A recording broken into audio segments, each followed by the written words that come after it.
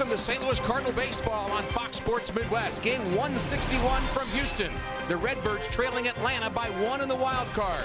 The season on the line here tonight.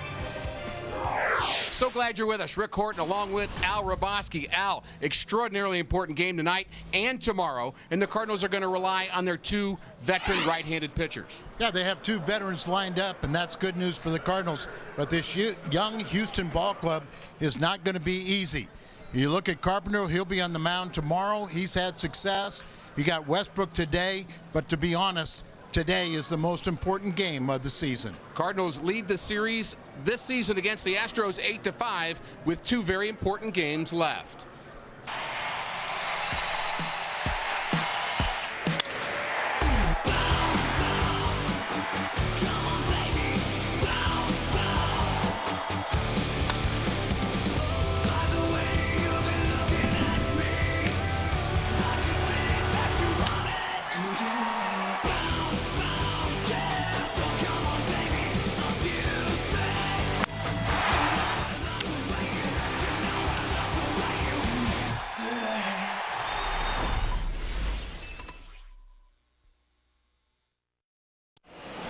Cardinals baseball on Fox Sports Midwest is brought to you by Bud Light. It's the sure sign of a good time. Here we go. By Chevy. See your Mid-America Chevy dealers. By Dobbs Tire and Auto Center. #1 in quality tires and expert auto service. And by Steak and Shake. Life needs flavor. Welcome to Minute Maid Park in Houston, Texas. Game 2 of a 3-game series. Sparse crowd again tonight, but a lot on the line for the St. Louis Cardinals. 16 games over 500, and here's the lineup for Tony La Russa. John Jay again in the leadoff spot. David Freese will bat second. Pujols, Berkman, Holiday to follow. Then Molina, Schumacher, Punto, and the pitcher Jake Westbrook. McCall being out necessitates that Punto plays shortstop. Here you see the youngster making his 10th major league start, came over from the Giants. Sinker slider. He's never pitched against the Cardinals, and the best thing could happen for the Cardinals to break out to an early lead. Not only would that be settling for Westbrook, but that would definitely send a message to the Astros. Hey, look for your last game tomorrow. The Cardinals are ready to beat you, and maybe even send Atlanta a little message too. And we'll be keeping you updated on that game in Atlanta. The Phillies and the Braves playing tonight as well. Pat Paris is standing by, and we'll keep you informed throughout the telecast tonight. John Jay, 2 for 4 last night, will lead it off against Henry Sosa, and it's ball 1. Kind of a hard thrower, but like we said, he's really a thrower. You know, he'll get it up there 94, 96, and likes a slider to the left-handers. Not really a refined pitcher yet. Does not use the changeup very often either, Al. The Cardinals have only seen him on video. Probably not a lot of that, but first time that you ever face a young pitcher, unless he just makes blatant mistakes, the advantage is usually with the pitcher. But with a guy like this, it's pretty simple, a 2-pitch pitcher. There's a line drive to center off the end of the bat. Handled by J.B. Shuck. The defense hasn't been very good here in Houston. The Astros, the worst record in their franchise history. Lee, Shuck, Bogusevic in the outfield. Paredes, Barmes, Altuve, and Wallace on the infield. J.R. Tolles is the catcher, and Henry Sosa will pitch. That's our Dobbs Astros defense. When you look at this ball club, Brad Mills has brought up a lot of kids from Double-A.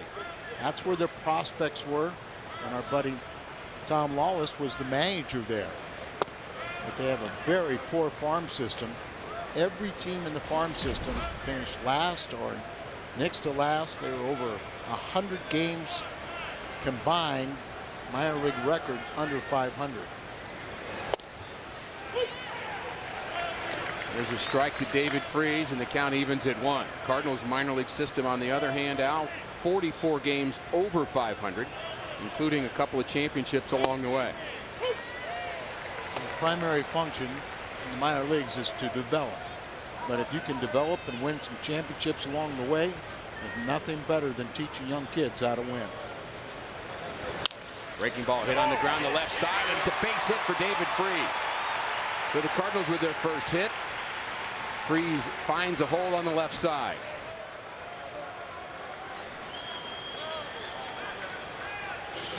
And that brings in Albert Pujols. 36 hits in the month of September for Pujols.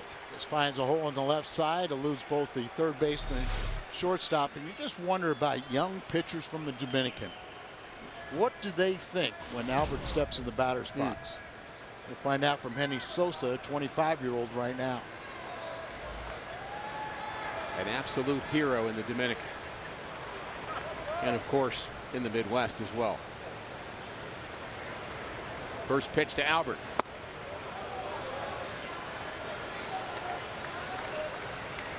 Albert just really needs to relax a little bit. Just seems like he's been a little jumpy. Particularly every time there's a man on, he thinks he can get to 100 RBIs. He's just got to wait back and let the ball come to him. Umpire saying the catcher's the one. J.R. Tolles that called time. 100 RBIs means so much to Albert, but it'll happen if you let it. 2 for 5 yesterday.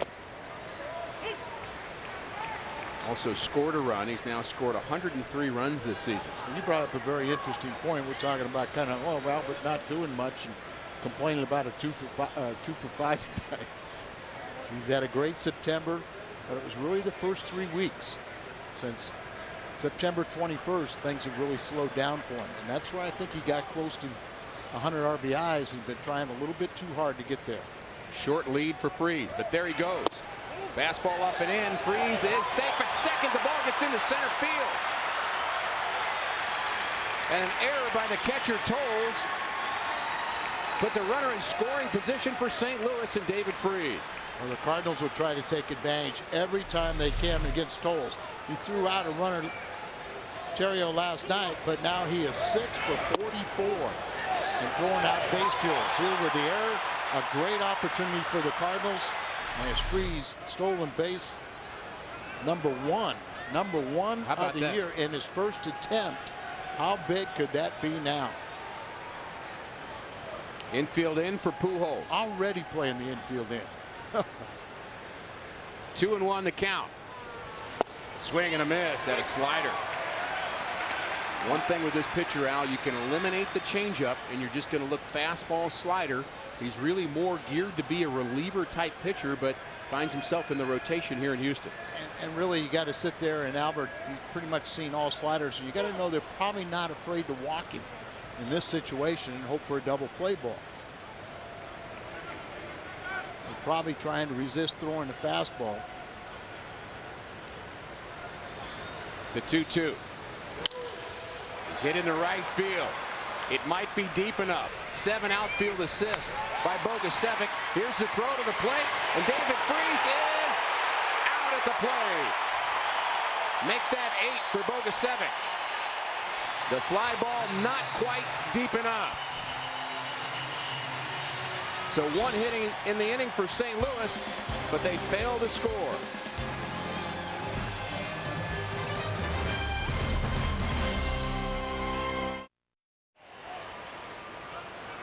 Bottom of the first, no score. David Freese thrown out at the plate to end the top of the first. And he is in on the grass, taking the bunt away from J.B. Shuck, who leads it off for Houston. Got to have no trouble with his glove, but seems to be okay now.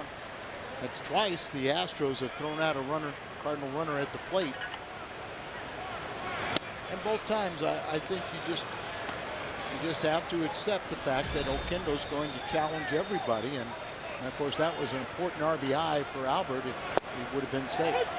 And for St. Louis, really have no problem. Yeah, I think you've got to test the arm. Now even at this level, you're talking about young players, and you just more times than not they're not going to execute. Last night and again tonight they have. Good for them. Line drive to center. Jay is back, and he makes the play over his shoulder. We have seen him do that all season long. Good jump on the ball right there, and he really did a nice job of just holding that ball in. But here's Bogusevic. You really talk about a 300 fly ball is usually deep enough. But here he has a real strong arm, a real right fielder arm. And how many times do you see a right fielder throw the ball all the way on the line, and plenty of time for Toles to prepare for the slide. Good look on our Plaza Tire Foxmo cam. Any to the left, to the right, high, low. There's a deep drive to left. Holiday is back. He's at the track, and he jumps and makes the play at the wall. Altuve gives it a ride. Jake Westbrook's got things all lined up perfect. Okay. He knows it's a big, spacious center field, and it's a short right field, but he had it measured perfectly. You know, Jake, in their early going, everything has been up. There's the spacious center field. John Jay handles this very well. Got a real good jump on it, and he went back and didn't panic at all. Here you see Holiday knew where the wall was, got right up against it, and then jumps up and makes the catch. So let's get the ball down a little bit and get the patented ground balls that Westbrook is known for. We'd all breathe a little easier. Slider in on the hands of Bogusevic, 0-2. You know, the Astros have lost so many games, 104 games. This is their World Series. Changeup produces a ground ball. It wasn't easy, but it was a 1-2-3 inning for Jake Westbrook. Berkman, Holiday, and Molina in the Cardinals' second. Nice round of applause for Lance. Still a lot of fans here, but he has absolutely destroyed Astros this year. Only Prince Fielder, Milwaukee, has better numbers against the Astros, and he's had quite a season in St. Louis. Power numbers mostly coming from the left side. There's a line drive to left. Carlos Lee retires Lance Berkman. We promised updates from Atlanta. Let's get one now from Pat Paris. Pat? The news for Cardinal fans in Atlanta keeps getting better and better. The game begins with a Chase Utley one-out solo home run off of Derek Lowe. It's now 4-0 as they begin the fifth inning. Lowe out of the game after pitching just 4 innings. Guys? Thanks, Pat. Good news from Atlanta. Cardinals have to take care of business here in Houston. That's a historic collapse that Atlanta is on, and Derek Lowe has been right in the middle of it. The veteran sinker baller, giving up a lot of home runs, but that doesn't mean anything if the Cardinals can't win tonight. A Brave loss and a Cardinal win would send us to game 162 in a dead heat. The Braves win and a Cardinal loss, Cardinals were eliminated and the Braves win. So a lot at stake tonight. 2 outs in the Cardinals' second. Next time you want to catch a Cardinals game, head to StubHub, where you'll find the seats you want and the freedom to choose where you want to sit. StubHub is the official fan-to-fan ticket marketplace of the St. Louis Cardinals.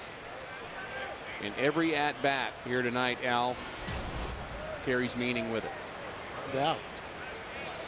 Yachty's had a very solid season. Just finish it off. Career highs in average, home runs, RBIs, leads the team now with his .306 batting average.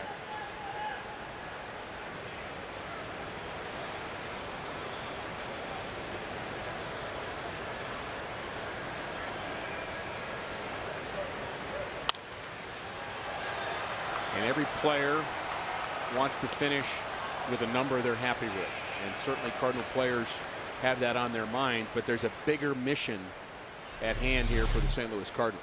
Sosa 6'1", 205. Long arms give that whip action, finish off pitches. As a tire service, bringing you that delivery. Line drive, foul into the seats.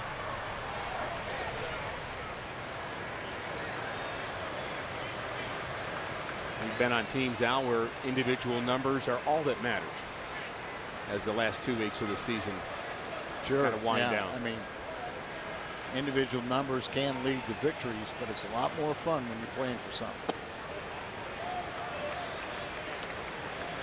I kind of mentioned that the Houston Astros, even in such a disappointing year, they felt like they really accomplished something last night, beating the Cardinals.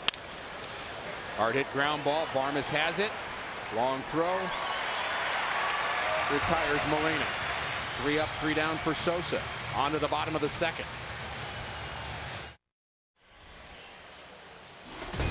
Let's take a look at the Astros batting order against Jake Westbrook here tonight.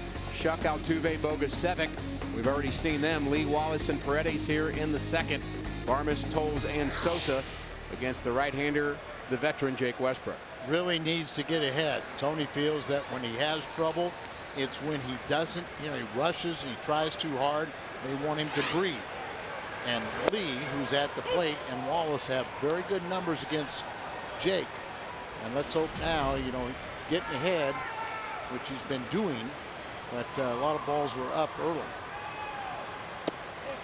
And it's a ball as Lee asked for time but was not granted time by Dana Demuth. Dana was saying he was in his windup. I felt it was jeopardizing the health of the pitcher, but Jake went ahead and threw it, but didn't have quite the same conviction. Line drive base hit to right for Lee. 18 for 40 now. Let's take a look at our Toyota keys here tonight. Jake Westbrook against the National League Central. It hasn't been very good, but against Houston been much better. Yes, 2-0 against Houston. Good ERA. September's been a great month for him, and pitching on the road has been much better. So good numbers for Jake in his matchup with the Astros. 2 guys he's got to worry about is Lee on first base, and then Brett Wallace. Brett Wallace is 5 for 9, but he hasn't been playing much of late. Saturday night he broke an 0 for 28 slump with the longest home run at this stadium this season. Hit it up into the Budweiser party deck out in straightaway center field. Double play candidate. And a pitcher that knows how to get double play ground balls.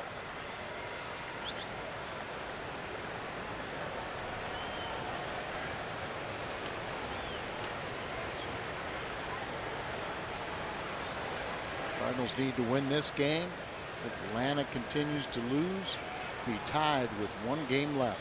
And Carpenter on the mound for the Redbirds. And Blanton, who's been injured most of the year, is the number 5 starter for the Phillies, and hurt most of the year. He will make the start with Cole Hamels coming out of the bullpen tomorrow for Philly at Atlanta. 1-2 to Wallace. Short lead for Lee. Did he go? Yes, he did, said the third base umpire Paul Nart. So a strikeout for Westbrook. That's his first. Could not hold the swing. The closer and this young man. Jimmy Paredes is the compensation from the Yankees for Westbrook. But let's go see the off-speed pitch. Fooling Wallace. Good location with it down and away.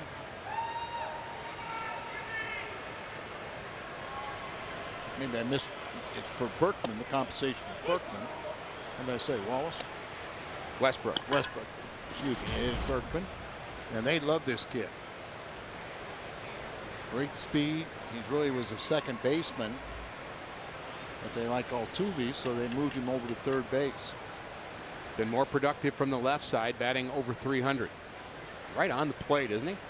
That's why you pitch him inside.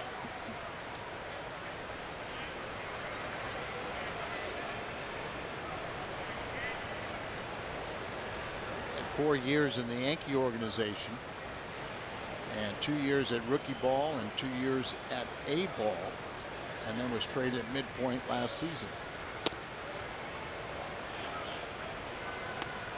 A very relaxed style at the plate, doesn't he? True. Bat on his shoulder. He's looking to snap an 0 for 11. A lot of these young Astros are really finding that First time playing in September, they've kind of run out of gas.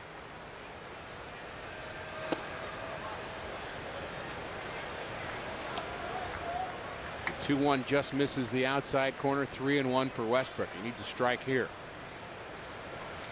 He's Corpus Christi's team MVP. Recall from Double-A on August 1st. 93 games, 270, 10 home runs, 41 RBIs, and 29 steals. Ground ball up the middle, base hit for Paredes. Late jump for Lee, first and second for the Astros. Let's send it back to Pat Paris for an update from Atlanta. In Atlanta, Hunter Pence 1 on, 1 out, and it's Derek Lowe out of the game, but the Braves bullpen having problems. A 2-run blast to left center. Number 22 for Pence makes it 6-0. Rick, Al, back to you. Keep that good news coming, Pat. It's almost now you just forget about what's happening there and just concentrate on here if you're a Cardinal player. All the good news keeps on coming from Atlanta, but you have to have some good news in Houston. Clint Barmes, the shortstop, swings at the first pitch and fouls it back. The Cardinals have won 6 straight series. And if they take care of business and make it 7 with a win here tonight and tomorrow, then you'd have to think with what's going on in Atlanta now, they'd be in pretty good shape. Absolutely. The likelihood of the Cardinals winning 2. And a line drive to left, base hit for Barmes. Another late jump for Carlos Lee. He's going station to station. Bases loaded. The Astros threatening here in the second. The defense behind Jake Westbrook. Holiday, Jay, and Berkman from left to right in the outfield. Punto and Schumacher up the middle.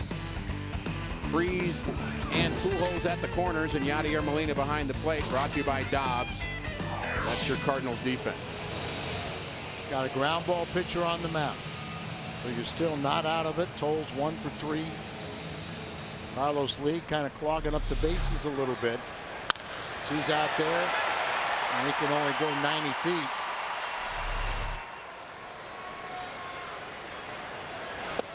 A good pitch, you're out of it. We've also seen Jake Westbrook give up a couple runs early in the game and then settle in and shut him down. But the problem is his pitch count gets up there and he can't go much more than 6 innings. Key man to get is J.R. Toll. The 1-strike pitch is a strike at the knees. The pitcher bats next. Yes, if you can real key at bat here, even if you don't get the double play, you can get 1 out and they don't score. You have the pitcher who was 0 for 12, did get a base hit his last time, but he's 1 for 13 now. The 0-2 to Tolles. The breaking ball fouled back. That one looked like it got too much of the plate.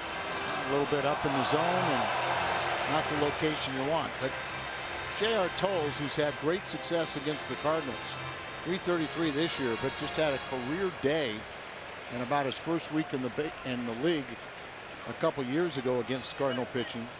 You know, his hitting, so anemic. A 191 average, so go right after him. He was 4 for 4 in a game in St. Louis, had 8 RBIs. And we've seen some deficiencies behind the plate as well. Yeah. Not a very good thrower at all, just at times struggles not only with the defensive part of the game, but in particular calling pitches. 1-2 to Tolles. Westbrook wants a ground ball here. The pitch is a pop fly into right field. It's shallow. Berkman has it. Lee is coming home. Here's the throw from Berkman, cut off by Pujols, and the Astros take the lead 1-0. Just far enough, and Berkman had to catch that ball on the run. No chance to throw out Carlos Lee. Like you said, as he's going towards center field, he's got to throw across his body, and he's going to way off line. So he's coming in here. Now he's got to kind of turn and throw across his body, and it's way off line. Albert cuts it off, but nobody at second base. Kind of wonder about the breaking ball there. You got a great sinker ball pitcher. Why not put him away with the sinker ball, get the ground ball, and take your chance? kind of got the breaking ball up a little bit. Didn't hit it hard, but it was effective. And credit Tolles for his situational hitting there, just getting the fly ball when his team needed it. So 2 outs in the Astros second. They've taken the lead 1-0.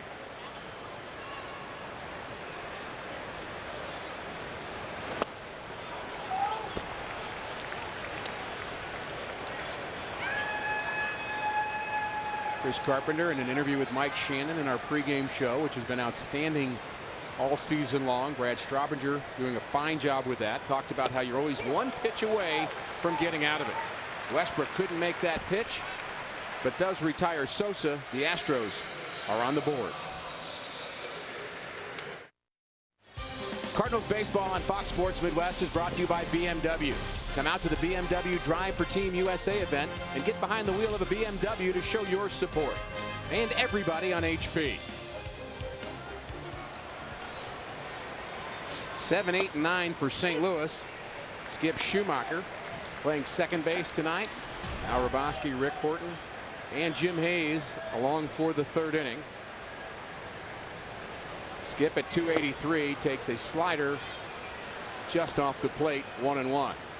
Schumacher and Nick Punto playing up the middle.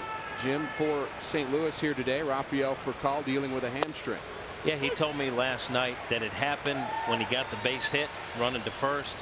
It tightened and then it got worse when he was running the bases. Tony La Russa saying 2 games including today. Obviously no for Cal as we see the bouncer. Schumacher retired, 3-1. Furcal has been a big part of what's going on here. No question. Even though I would say there have been some defensive adventures for him in a couple of key games, overall he's played very well and he's given them some punch at the top of the lineup as well. Tony's saying though he's holding out hope that there's a possibility for Cal could do something. With a bad hammy, I don't know what that something could be. So 2 days. Yeah, that would be today, tonight, and tomorrow night. Beyond that, should there be a beyond that for the Cardinals, we'll see. You really almost need 48 hours to really determine the extent of the injury. And I talked to Tony about why Punto, you know, and not Tyler Green. And I said, well, you know, because Punto is known for defense. He's been here with 3 stints on the disabled list. But, you know, with Westbrook, a ground ball pitcher, he kind of went there. But he said, I really like what Tyler Green has brought to the club, his ability to come off the bench. And he said, even if something happened to Punto, he goes, I would maybe try to find another shortstop or maybe another third baseman, because he was thinking Descalzo would fill in late in the game for Freeze. I said, well, leave Freeze in the whole game, and then you got Descalzo to play, because he likes Green, where he could hand pick a time, he could steal a base, or just even the punch coming off the bench. Been valuable that they've used both he and Chambers that way, Jim. Yeah, and with Punto, Tony said, you know, he wishes he had him all season long. Based on the defense, he says he's a winning player and a valuable guy to have on the roster. He calls him a useful guy. And working the count here, full count to Punto. His average at 256, 17 RBIs. Only his second start at shortstop since the 2nd of July. The 3-2. Hit hard between first and second. Base hit. Cardinals' second hit of the night. You may have had some great seats in the ballpark, but have you seen the view from the dugout? Experience it by taking a tour of Busch Stadium. For more information, visit cardinals.com/tours. It was interesting last night after a tough loss. There was music in the Cardinal clubhouse. Don't Stop Believing by Journey. Obviously the Cardinals don't want to stop believing, but also members of Journey were at the ballpark yesterday. Appropriately. Yeah, when we got off the charter flight, Tony and a couple of members of his staff went to see Journey in concert. Did you know that? Yes, Al, I think you told me that. Oh, okay. I learned it from you. I was going to say, there's no way I could scoop the cat. Couldn't happen. I signed up for the Roboski newsletter, so I get all the notes. Oh, I tweeted it to you. That's it. A hard bunt, but it does the job. Sosa almost throws it away. So Jake Westbrook successfully sacrifices Punto to second, and there's 2 outs. Punto said about this run that every night it's the biggest game of the year, and tonight is no exception. He said it's just energized everyone. It's easy to not be tired, to not drag during this. If you have a question for us, you can go to carsoup.com/Cardinals. Send us your email to booth questions, and we'll try to get to them during the telecast. We're also updating you on the Philly-Atlanta game, and so far the news has been good from Atlanta. 6-0 Phils. And we can't emphasize enough what Punto just said. When you're in the spot the Cardinals are, you can't wait to get to the ballpark. You can't wait for the game to start. If you're just playing out the string, I mean, boy, it's hard. Oh, I have to go to the ballpark now? Well, I think Cardinal fans feel the same way about either coming to the ballpark and watching the Cardinals and rooting them on, and you may get a chance to do that again at Busch Stadium on Thursday, or perhaps after that. And we're glad you're with us on our telecast on Fox Sports Midwest. We know that so many have kind of jumped into this excitement, and I think the Cardinal team has kind of earned that with the way they played in September. When they're down, you're just expecting the comeback. You're expecting it dramatic. That's why I think so many Cardinal fans expected them to win last night, as did the Cardinals. Line drive to left. Lee on the run, and he makes the play. Who is that? Not noted for his defense, but he flags that ball down in the alley off of John Jay. Cardinals trail by 1.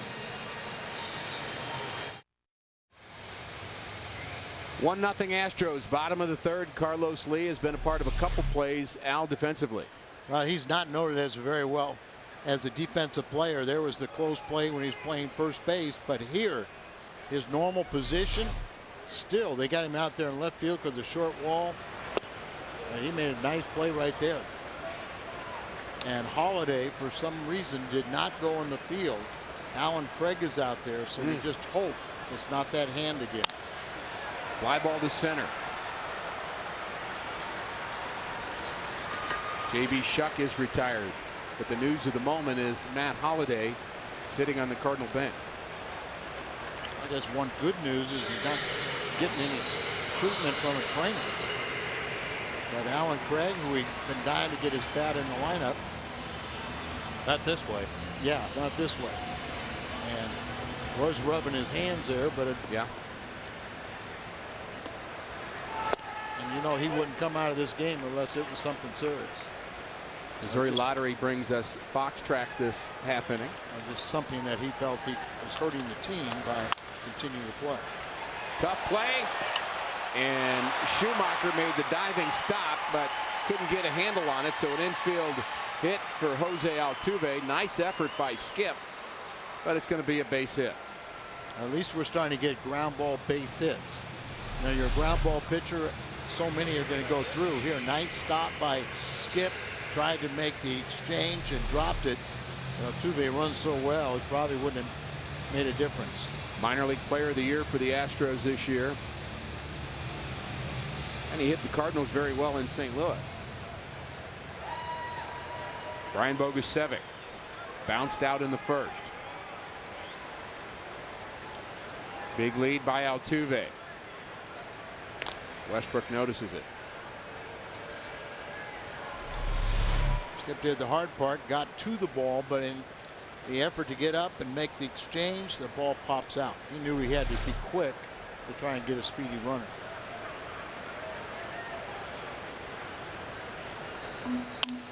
Line drive, base hit to left. It's up against the wall, and out to get it is the shortstop Punto, but it's going to be a double for Bogusevic, and the Astros threatening again here in the 3rd inning. If you're playing shortstop here, you have to be alert anytime a ball goes to left field or a foul ball down the side. With the way the stands jettison out, you have to be in position. Look at this. You can't cue shot comes off of here. Alan Craig is going deep in case it gets down in the corner. So it's the shortstop Punto who cuts it off. He got there in a hurry, too, didn't he? He really did scramble for it, but it still wasn't going to change the outcome. A double and runners at second and third. Lilliquist out to talk to Jake Westbrook. Carlos Lee bats with first base open. And it's just not really been easy for Tony La Russa, Jim, the last month. In his 33rd year as a manager for the Cardinals, and it seems like every game here this month has been close. And I know he'd like to have a blowout, and it just doesn't seem to be happening. The way it's gone for the Cardinals, though, I think Tony would take it, because they've gone on this run by battling back time and time again. What about the rumors about Tony and the White Sox? Surprisingly enough, there's a couple of rumors out there. One has Tony retiring at season's end. The other has him going to the White Sox. I know you'll be shocked to learn that Tony didn't want to comment on anything. He did say, how can I retire and go to the White Sox? Good point. The White Sox, in case you're thinking about it, is Ozzie Guillen is opted out of his contract. He has left the ball club.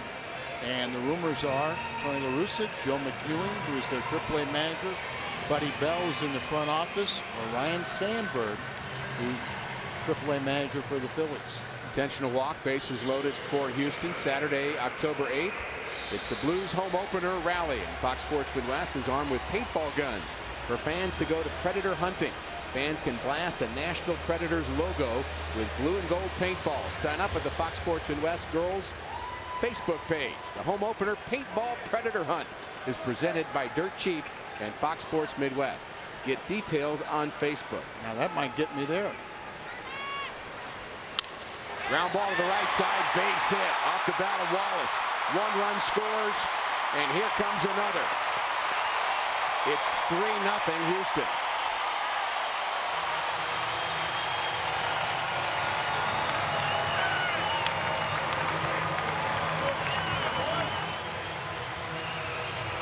Brett Wallace is 5 or 6 for 11 now, looking for a looking for a ground ball. Another pitch up in the zone, and he just pulls it through the right side. He's really not been hitting. The former #1 draft pick of the Cardinals came over here as he's been moving around since he left the Cardinals, and that was a killer blow right there.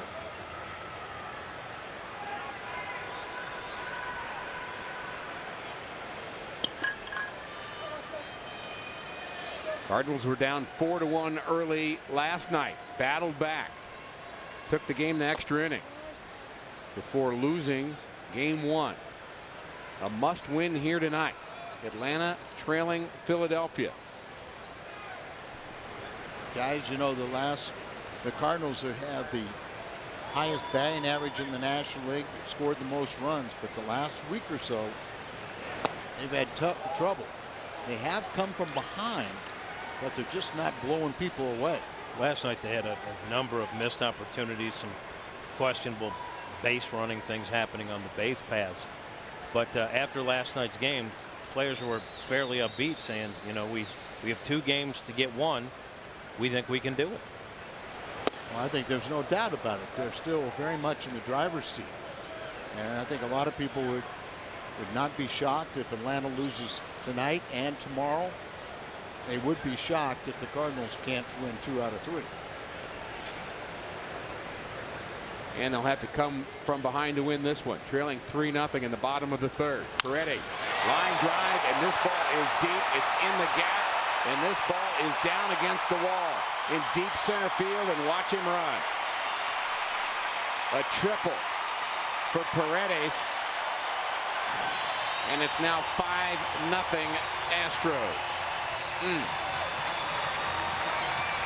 Mitchell Boggs is warming up for the Cardinals. He was awfully good yesterday, and news on Holiday is his right hand. Pitch out over the plate, and right in the wheelhouse, and he gave it a ride in the deepest part of the field. One hops the wall, and that's about 425 out there. Here comes Tony, and he may go right to the bullpen. One note, Edwin Jackson is available in that bullpen tonight. La Russa out to get Westbrook. Mitchell Boggs will enter.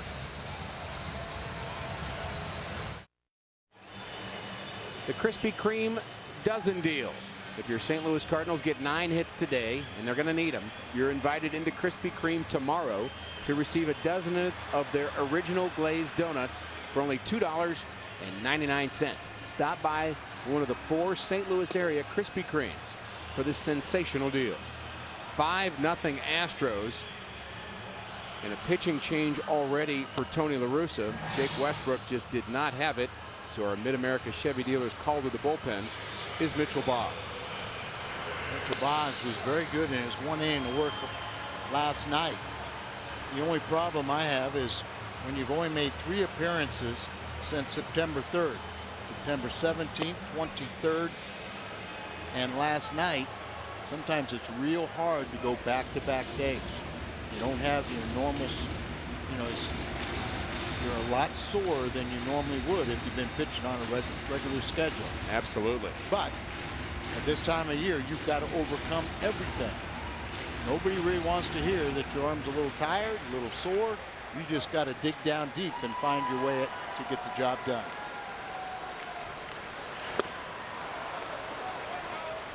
Cardinals charging with the middle infielders, trying to cut this run off at the plate. That's already 5-0. 15 previous inherited runners for Boggs, and only 3 have scored. Ready's the runner at third. Barmes at the plate. There's a slider that misses. Tony La Russa's explanation for the lack of usage in regard to Boggs, he was the innings guy, and they hadn't been in a situation where they needed an innings guy. You could debate that all you want, but that's Tony La Russa's explanation. Yeah, and it's valid. But there are times, and he did go to the same guys over and over and over, but there were times where, if you have confidence in Boggs, you can bring him into just an inning of work to keep him sharp and spell somebody else. 2-1 to Barmes. Slider, swing and a miss. There's the good Mitchell Boggs slider. Hoping to come up with another one. A strikeout would be big here. J.R. Tolles bats next. Like I said last night, it was some of the sharpest stuff we've seen from Boggs in quite a while. He has very, very good stuff, but that slider can be inconsistent. The 2-2. Hammered foul. They're jumping on the fastball, but make sure it's in a location. If they hit it hard, they pull it foul. Barmes has been a steadying influence for the Astros since taking over at short, 5th in the National League in fielding percentage. And he has some pop in his bat. Grew up a Cardinals fan. Indiana State.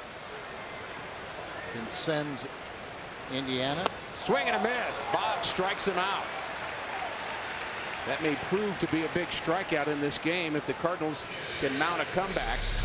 Nasty slider from Mitchell Boggs. Boy, it's just outstanding because it starts maybe even a little bit outside, but then it breaks so down off the plate, he really can't make contact.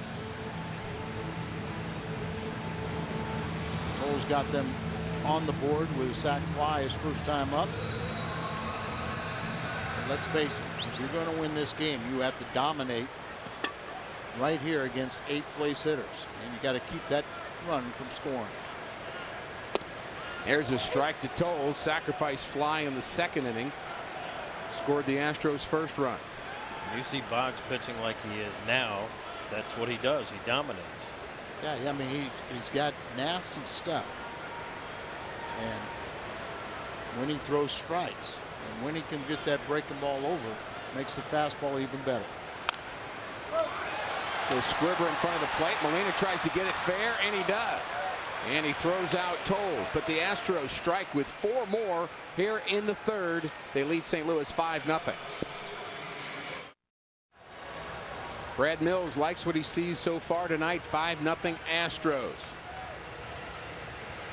They've knocked Jake Westbrook out of the box, and I would suggest, Cardinal fans, if you have rally hats and rally caps, don't wait.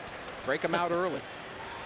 And that's it. You still have time to recover. You've got six innings, but the Cardinals have dug a hole for themselves. Boggs did a nice job to strand the runner at third base, but Now you got to get the hitting shoes on. He sure did. David Freese takes ball one from Henry Sosa. You like to think now that they've seen one plate appearance, they got a little better read of what they're going to get from this pitcher. There you saw that, the way I interpreted, David Freese saw that kind of a hanging little breaking ball, and he recognized it but knew that it was a little bit high, so lay Saw off it the same way. It's all about recognition, isn't it? Right. 3-0, and we've heard that Sosa can lose command pretty quickly. And his club has staked him to a 5-0 lead. Toll's out to talk to him. He's 3-5, but ERA of 4.68 in his first 9 starts. And now he's got a chance for a victory against the mighty St. Louis Cardinals, and starting contract negotiations right now. And he might just open up the floodgates. Leadoff walk for David Freese. The news not great so far from Houston, but Pat, we're going to go to you, Mr. Paris, for an update on the Atlanta-Philly game. News much better in Atlanta for Cardinal fans anyway. Phillies adding to their lead in the top of the 7th. It's Jimmy Rollins with the solo blast to right. 16th of the season now. 7-0 Phillies. Still more damage possibly to come. Guys? Thanks, Pat. As we've been tracking the Atlanta Braves, Al, over the last couple of weeks, we've seen a lot of home runs in those games. You talk about kids that can get wild and let that front shoulder fly open. You know, the ball comes dragging, and a lot of times, you'll have a tough time finding the strike zone. Be patient, Albert.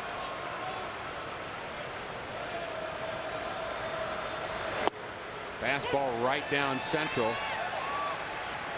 And about letter high, strike one to Albert. He flew out to right. Almost a sacrifice fly, but David Freese thrown out at the plate. He got a lot of breaking balls the first time he took that fastball. Ground ball foul. Albert still 2 RBIs away. The batting average is at .301. So his streak of attempting for 11 straight years, a 300 batting average, 30 home runs, and 100 RBIs. 2 of those are in jeopardy, the average and RBIs. The 0-2 to Albert. Breaking ball in the dirt, blocked by Toll. A little bit better form there by Tolles. We saw him last night. He seemed a little shaky blocking pitches, and that may come into play before it's over. Cardinals have been aggressive on the base paths. David Freese with his first stolen base of the season in the Cardinals' first. Short lead now. The 1-2.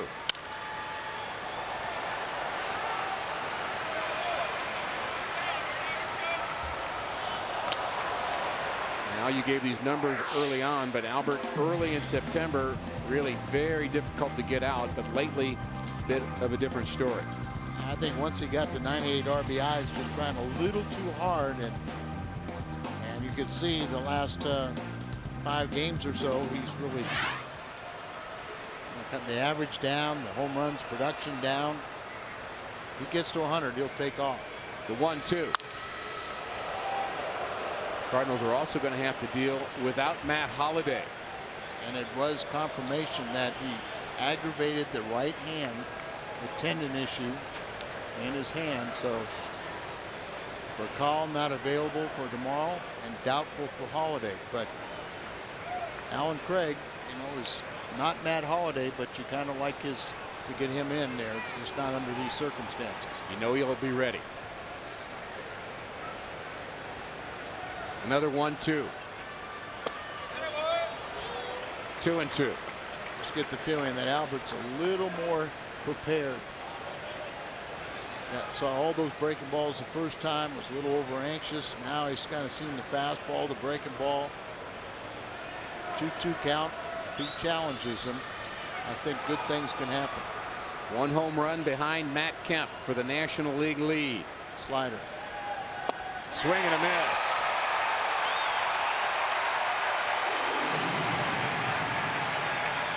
Just so inconsistent with his breaking ball. Now here's a real good one. Starts outside, probably a ball, and then a break. Tight rotation and break and off the plate.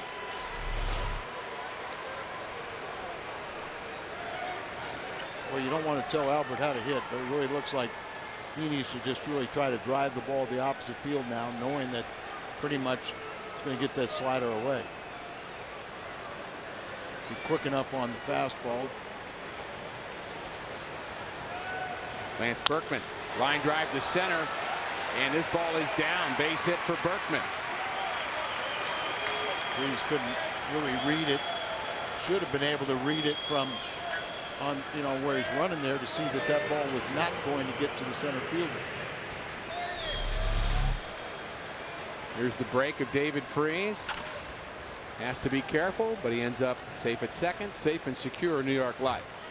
Probably couldn't have gone to third even if he just took off. First plate appearance for Alan Craig.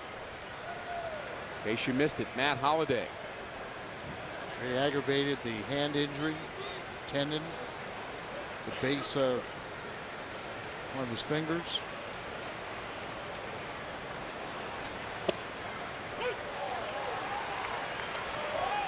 And that there is almost like get ahead breaking ball, but that's dangerous, throwing it right there at the top of the zone. But Allen hadn't seen it, so he takes it.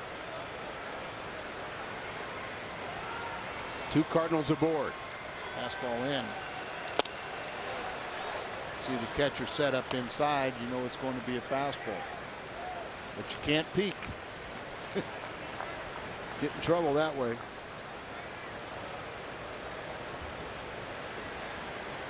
Cardinals need to peck away. That's it. You just have to make sure you get this run in. Hope you can get more, but get one at a time.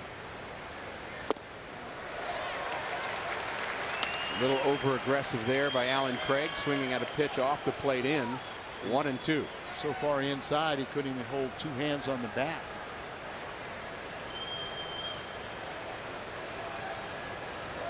He's had a very nice year, considering he missed a third of the season with a fractured kneecap. Injury happened right here.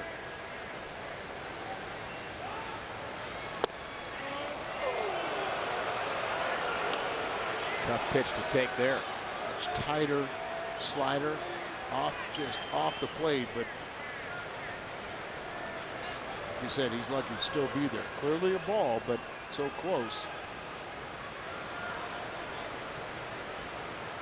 No doubting that Sosa has a live arm. 2-2 to Alan Craig, the Cardinal left fielder. In the dirt, gets away from Tolles, and both runners advance. How big could that be? Been saying all night that, or last couple days, that Tolles, not your textbook at blocking a ball, but I don't know if he had much chance on that one. I would agree.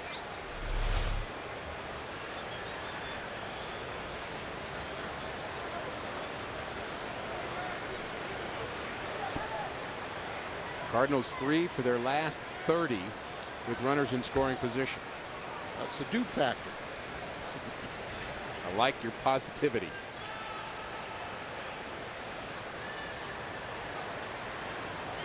Payoff pitch. Fouled at the plate. And that one caught Tolles.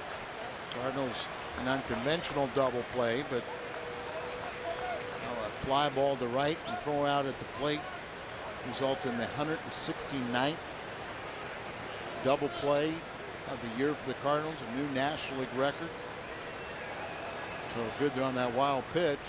You know, kind of takes the what you would think the traditional ground ball double play kind of out of the equation. We've seen plenty of those. Hey, let's get them all out during the regular season and then not hit into any in the postseason. Cardinals would love to play in postseason, and I know Cardinal fans feel the same way. Cardinals just need to really pick up these couple runs here, kind of keep on adding to it.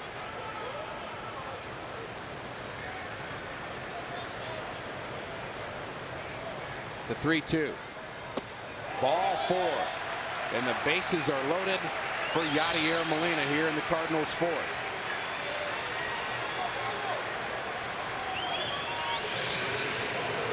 It's been pretty much a 6-inning pitcher, but he's laboring here a little bit. 2 walks this inning and a base hit, and Yadi, the key man. Just do not hit a ground ball unless it goes through. Just let it happen. Just don't. Right now the Cardinals, probably because of the offensive woes of late, are probably all guilty of trying too hard. Just let it happen.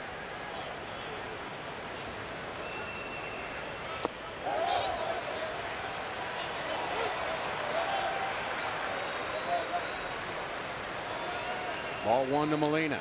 So to get ahead, breaking ball, threw that one a little harder and almost got Yadi to come around. Throwing a lot of pitches this inning, and a lot of them under stress. Often mistakes happen. Well, he's got the 5-0 lead, but he is the one that's in trouble. The 1-0 to Molina. Ball 2. Trying to throw that one way too hard. So do you take a strike here? I sure would. I think right now the pressure's on this pitcher. Rarely in today's game do you take the bat out of a hitter's hands, but there are some times you just ask the hitter to be so disciplined that you look for a specific location where you can drive the ball. The 2-0. He swung on and blooped into center field, and this ball is down. Base hit for Molina, and the Cardinals are on the board. 5-1. He didn't take the pitch, but a good result. Well, he got, like you said, he didn't hit it particularly well, but it was effective. And he picks up his 65th RBI, gets the Cardinals on the scoreboard. Ball running in on him, kind of jams him, he fights it off. And this time, Berkman got a real good read. He was really close on the heels of David Freese, but this time Oquendo held him up, respecting the throwing arm of Bogasevic. Pitch count mounting for Sosa, 22 already in this inning. And only 1 out. Keep going. A 3-spot would be nice. Hey, you can just keep on singling a team to death too. Skip Schumacher with the bases loaded. Ball 1 to him. That pitch at 94. And he's overthrowing a bit too, Al. Both the slider and the fastball. No doubt about it. And that is just such a easy thing for a young pitcher to do, and hard to overcome. That comes with experience. And then he's aiming the ball now. 2-0. When you see everything slow down, and it's almost like you're throwing a dart, aiming the pitch. Keep those rally caps on. Good point. You call for him early, and it's starting to pay off. 2-0. There's a line drive to left center. Back is the center fielder. He's not going to get it. 1 run will score. Here comes a second. Here comes a third. And the Cardinals are within 1. Skip Schumacher. A double to left center. Clears the bases. Couldn't happen to a better guy. A real team leader that has been with the Cardinals, just an unsung hero. And remember, he's a left-handed batter. So the center fielder's kind of playing over a little bit. This ball's going to keep on slicing away from Schuck, and one hops the wall. Molina doesn't have the greatest speed, but he got a great read on that, and he was right on the heels, and he scored from first base. And they're going to go to the bullpen right now. Skip Schumacher, a big hit, and it came early.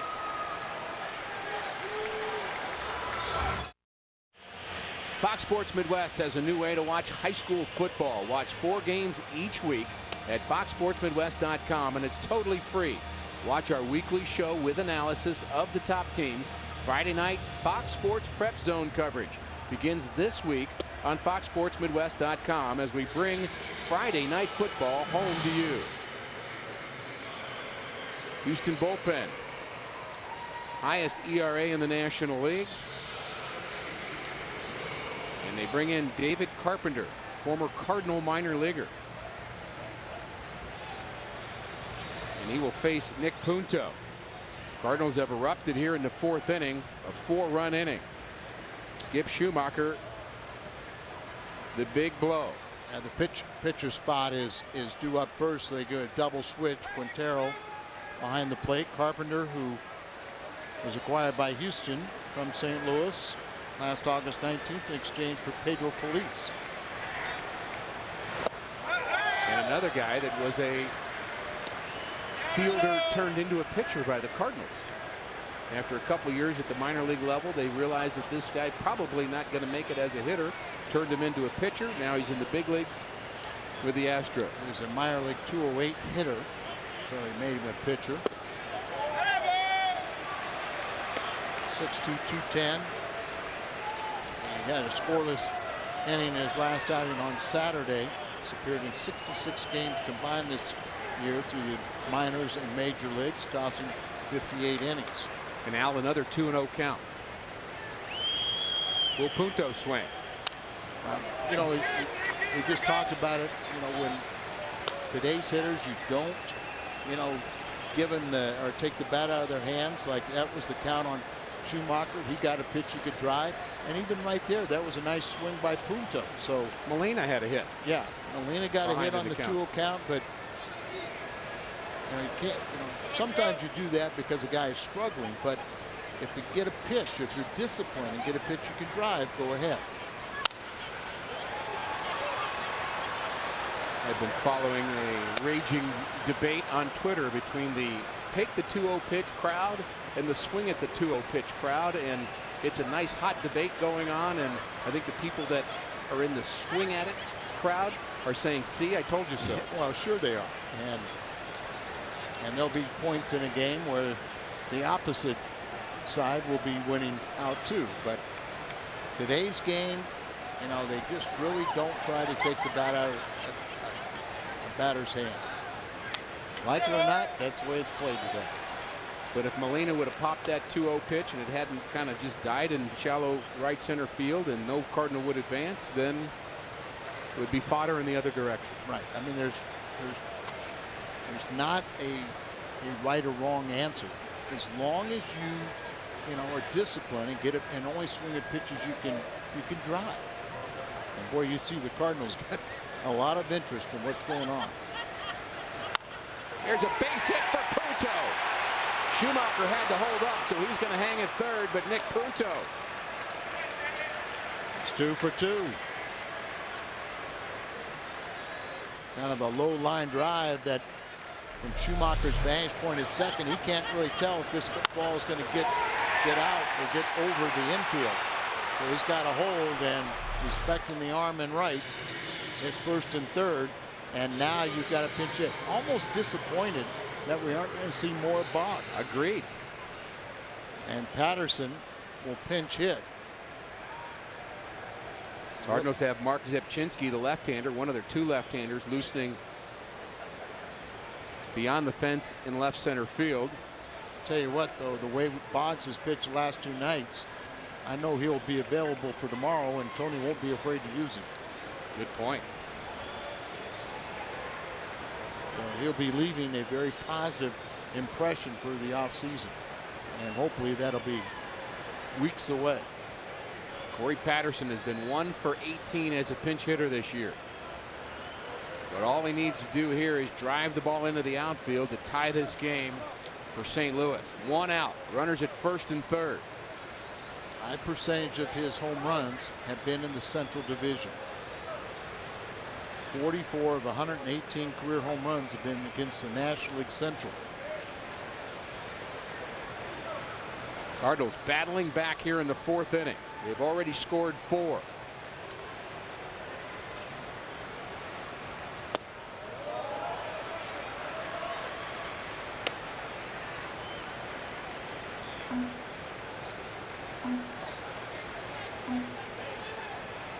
Germantown, West Virginia is where David Carpenter resides.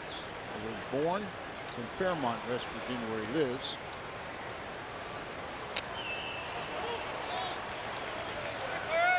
.62", 210.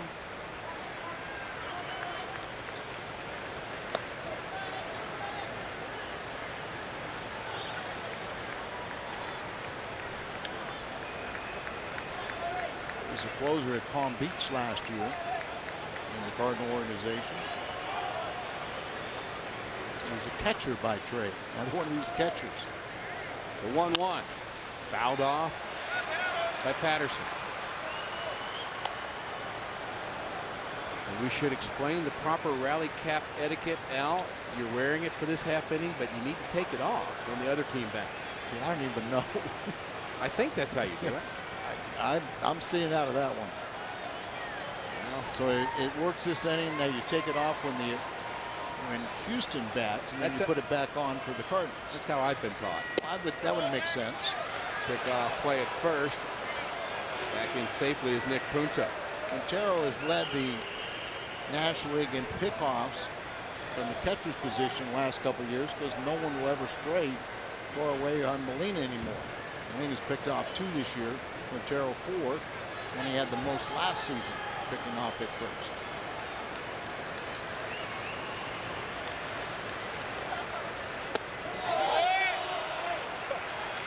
Fastball misses and another full count. David Carpenter in relief of Henry Sosa.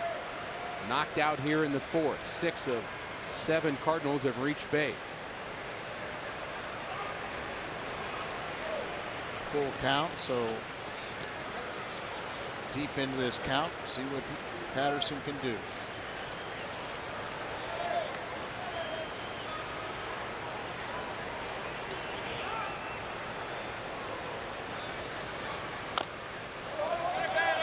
Punto not running. And that's one thing about the speed of the batter Corey Patterson. You don't have to really work as hard to stay out of the double play. Not that it's not possible, but he would have to hit the ball hard right at an infielder to get doubled up. So the Cardinals don't have to run Nick Punto. Gap on the right side. Montero about 19% of base stealers he's thrown out. And it's ball 4. Patterson works a walk. Cardinals have done a nice job of that lately. And it loads the bases again. This time for John Jay. Schumacher. Punto. Patterson.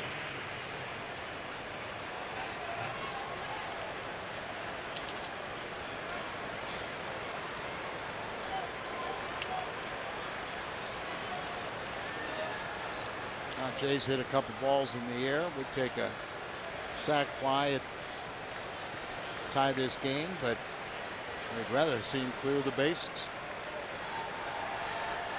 He has a big gap out in right center.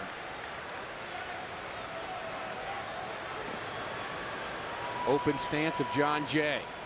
First pitch. Swung and a miss. You know, Ricky, with the 3 choices that Brad Mills has for center fielders, you have to believe Shuck has great speed. So even hitting the gapper, you know, these center fielders can close on it.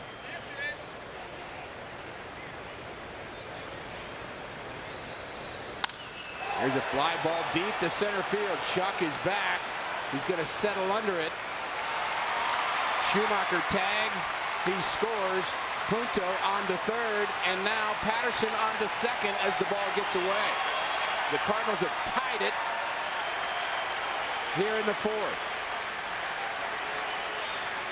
They have great speed, but I'm not sure about his throwing arm.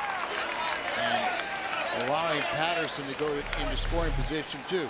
He knew where that Punto was going to tag up, but there he short hops the cutoff man, rolls all the way in. They didn't have a double cutoff man, and Patterson saw that. He was not going to run from 1st to 2nd. Saw the ball get by the cutoff man and just coast into 2nd. Should be an error on the center fielder's Shuck. We'll wait for the ruling. Either way, the Cardinals now with a couple of more runners in scoring position for David Freese, who led this inning off with a walk. The Cardinals have batted around.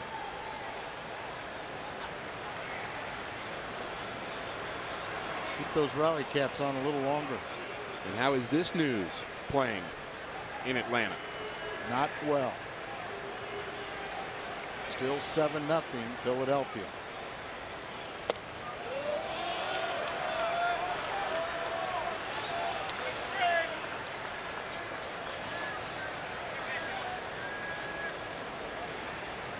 John Emanuel told us when we were in Philadelphia, I will play hard.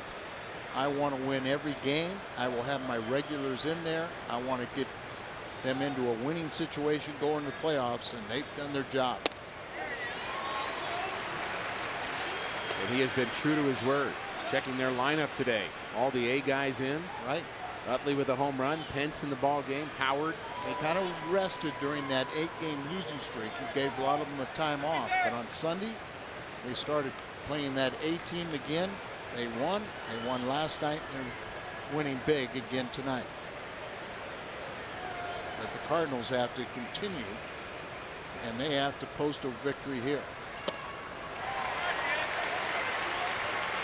Carpenter will be on the mound, opposed by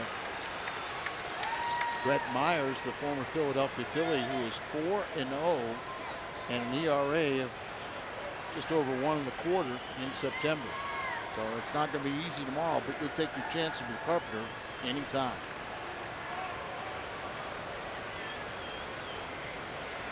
Two Cardinals aboard for David Freese.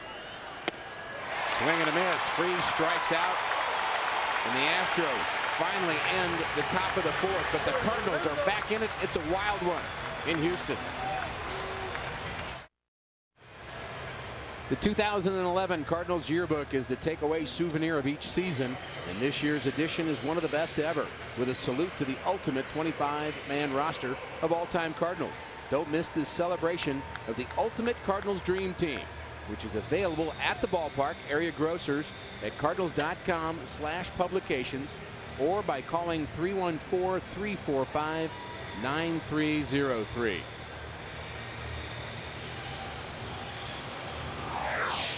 Mark Zepchinski enters the game for the Redbirds here in the bottom of the fourth, and this game is going to be decided by a number of relievers before it's over. Jake Westbrook is off the hook. Not a good outing for him. Sosa knocked out of the box for Houston in the fourth. And it'll be Humberto Quintero to lead off the fourth for Houston. Wow. Just took the bat out, just barely fouled by inches. I think, Zepchinski is the right guy with his combination off-speed pitches. Is the right guy to bring in right now. The only problem is he's been used as a specialist, and of his last 5 outings, only one time did he pitch a full inning. Ground ball backhanded by Schumacher. Nicely done. We've been getting updates from Pat Paris. Time for another one, Pat.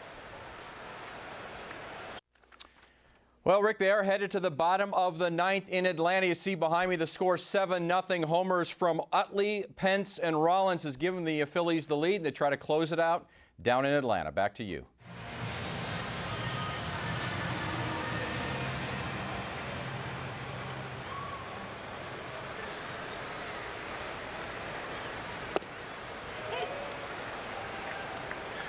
J.B. Shuck bats with 1 out. Thanks, Pat, for the update. Check swing. Yeah, he went, said Paul Nart. Raising that right hand. PCL All-Star. Pacific Coast League, that's their AAA affiliate. Batting average close to 300, and he swings and misses. Nasty slider from Zepchinski. That's his first strikeout. This is kind of the role that Charlie Russo and Dave Duncan originally envisioned for Zepchinski, to eat up innings, possible starter. You know, but then when Arthur Rhodes kind of struggled a little bit, he was having to use more as the specialist. And that's where I kind of like him right here. But as I said, you know, he just hasn't been stretched out for quite a while. Would you guess his maximum to be here tonight?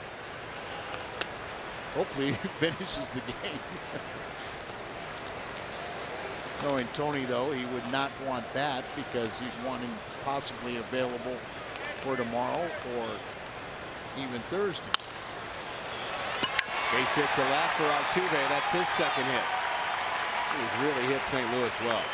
He's got 197 combined hits in the minor leagues and major leagues this season.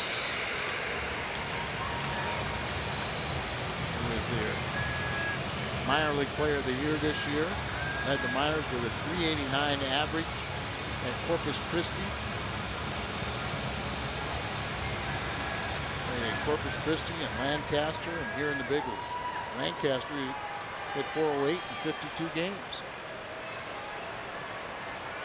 Bogusevic is 1 for 2. And the manager, Brad Mills, Al, in his second year at the helm here in Houston, is choosing not to turn his lineup over against the left-hander Zepchinski. He has some right-handed options, but he let Schuck bat, and now he's letting Bogusevic hit with 2 outs. Well, it's kind of a tough situation. They want to find out about some of these young players, and yet they do feel the responsibility to the Atlanta Braves, or just to, you know, in baseball, to play their best and play hard to win. But you know, you kind of put your best lineup out there, and yet some of these young guys have to find out about them too. And then, like you say, if you take out Zepchinski and you bring in a right-hander, you know, maybe this is his best option. And a pickoff. Pujols to short, and they've got Altuve. A nice move by Zepchinski. A caught stealing. That's how the 4th ends. We are tied through 4 in Houston. What's on Tap brought to you by Budweiser. The final game of the 2011 regular season is tomorrow here from Houston. Chris Carpenter and Brett Myers. Coverage begins at 6:30 on Fox Sports Midwest. Brought to you by Budweiser. As always, Albert Pujols looking for his first hit of the night. Will lead it off for St. Louis here in the 5th. He struck out and he flew out to right. Average sitting at 300 right now. Facing David Carpenter, former Cardinal minor leaguer who knows all about these guys he's getting ready to face. We saw him in spring training in all. Yeah, he saw him in spring training from the minor league complex, because I don't think he ever came to a big league camp with the Cardinals.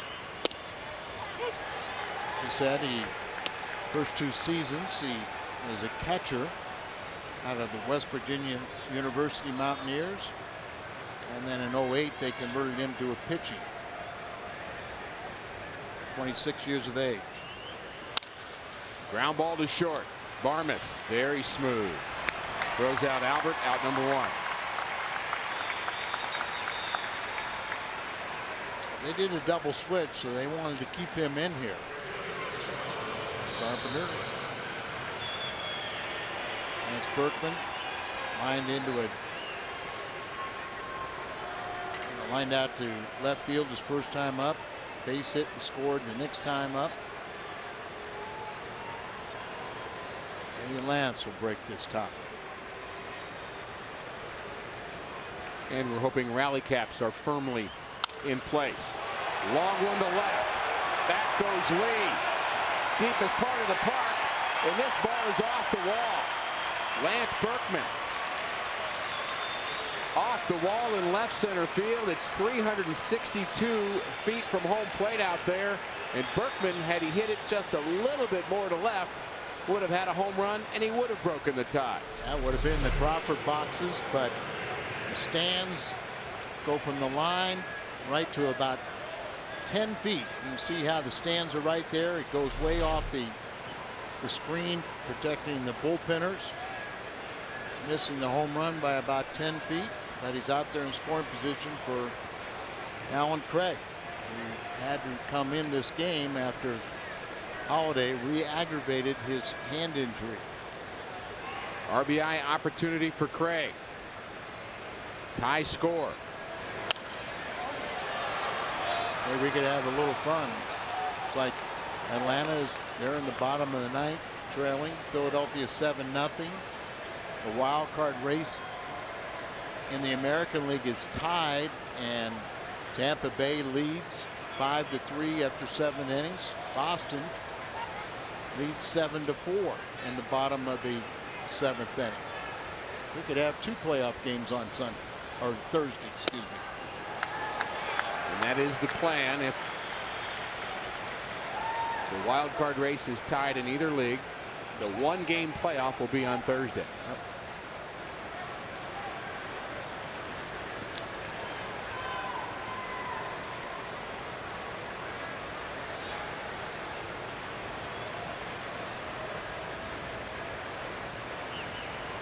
The 0-2 to Craig. The Cardinals are hoping to avoid that playoff game on Thursday, which would be a little after 7 in St. Louis, by winning this game here and then winning tomorrow and having Atlanta be beaten again.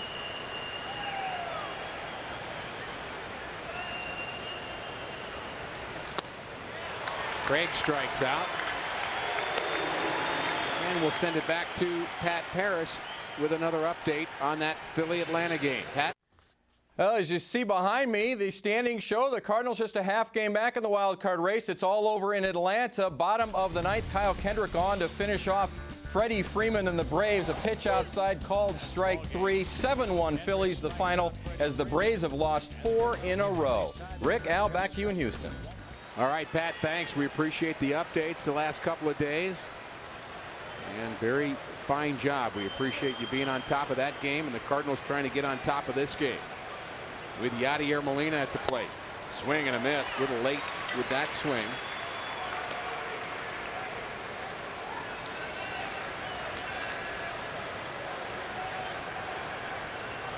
Now the Cardinals just have to win this game. Must win, then they would be even. You lose this game, then you could still force a tie game, but a lot easier to win here tonight and then win tomorrow and hope for Philly to sweep Atlanta. Either way, a meaningful game tomorrow. No doubt Magic about number it. was 2 for Atlanta that they lost today. Ground ball to the left side. Barmes, off balance throw. Lance Berkman has his double wasted. Bottom of the 5th. We're tied. Updating the National League wild card race. Atlanta loses tonight, so the Cardinals just a half game behind the Braves. And here are the pitching probables tomorrow in Atlanta.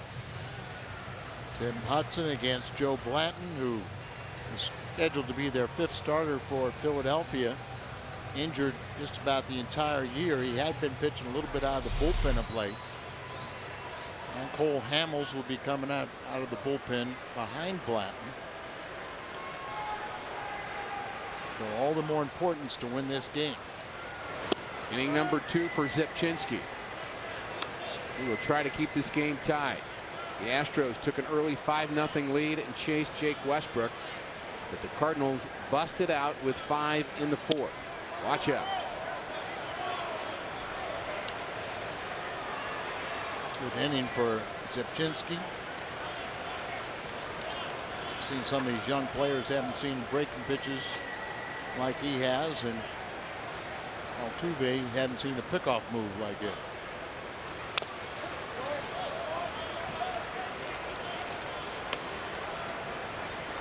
Kovacevic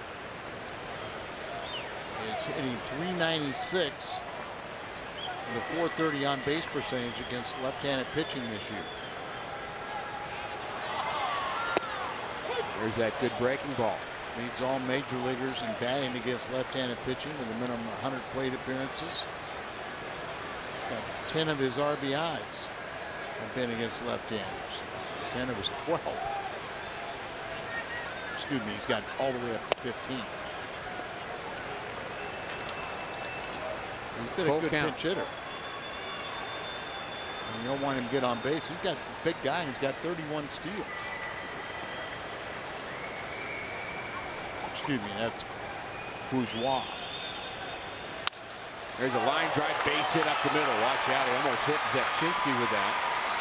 And Bogusevic leads off with a base hit here in the 5th in front of Carlos Lee.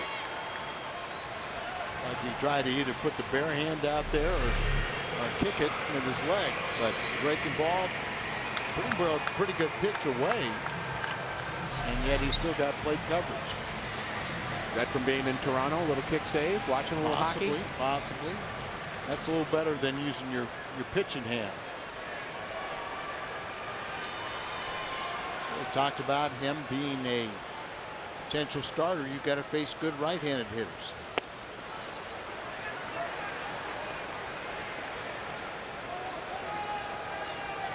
Lee has scored twice, single and an intentional walk.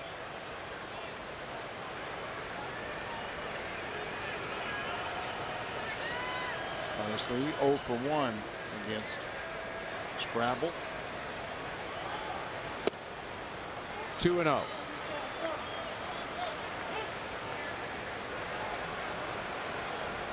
And Molina out there to talk to the lefty. See here he's a killer against left-handed pitching, Carlos Lee. And the reason you leave Zepchinski in, Al, I would presume, is on deck. Brett Wallace and then Jimmy Paredes, who is much better from the left side. So you want Zepchinski to face those two guys, but this seems like a awful tough assignment. Carlos Lee, 23 RBIs in his last 25 games. Open stance, he has power.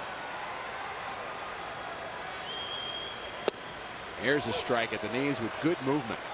He's got that open stance, but first thing he does is square up. His first step with that left foot is to bring it towards the plate.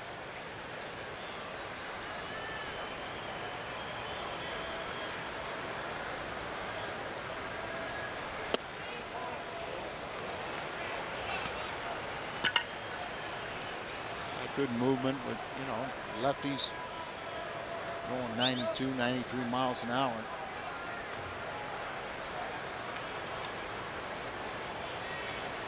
The 3-1 to Lee.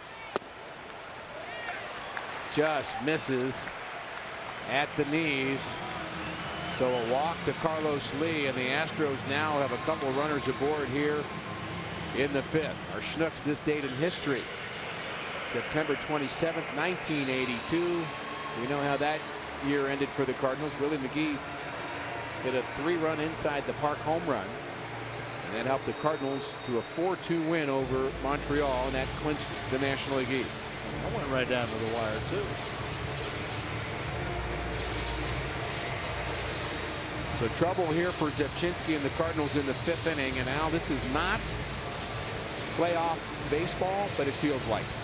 Oh, this is a good test for you. That's why a lot of wild card teams do so well, because they play such pressure baseball. Sometimes the division winners have that long spell in between. They kind of lose their competitive edge. Wallace bunting.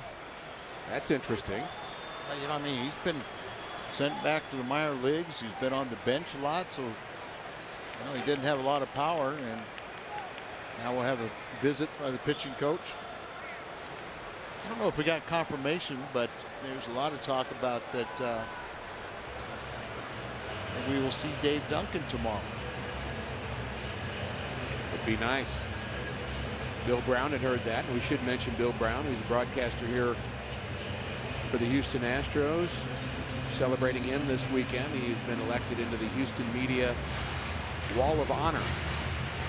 And there's Bill, and we always love seeing him. He does such a nice job here. He's been doing it for 25 years. Went to the University of Missouri. He's a Tiger. I didn't know that. I know, with some of these, we both have had a chance to work with Bill Brown in spring training, as we've kind of done some crossover games. Bunt attempt again. 2-0. Wallace is 1 for 1 off of Zepchinski.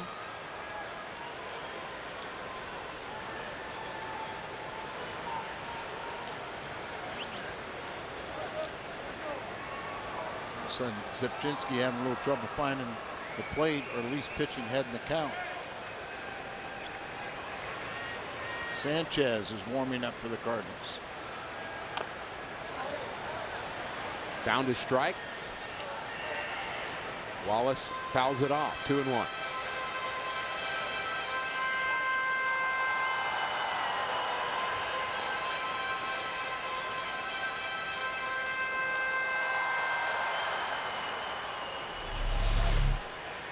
See, bunt. He hadn't been too many times he's asked to bunt at Arizona State, where he won a couple Triple Crowns.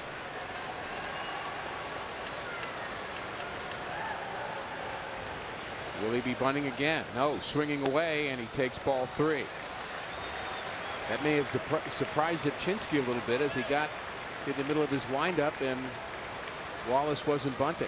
Well, that's a lot of times they, switch off like that, and the pitcher always has to remember you've got to throw your good stuff. You can't take it for granted that a guy is bunting. They'll still throw quality pitches. Big pitch here for Zipchinski. The 3-1 is ball 4. Back-to-back walks, and the bases are loaded for the Astros here in the 5th. I kind of mentioned it.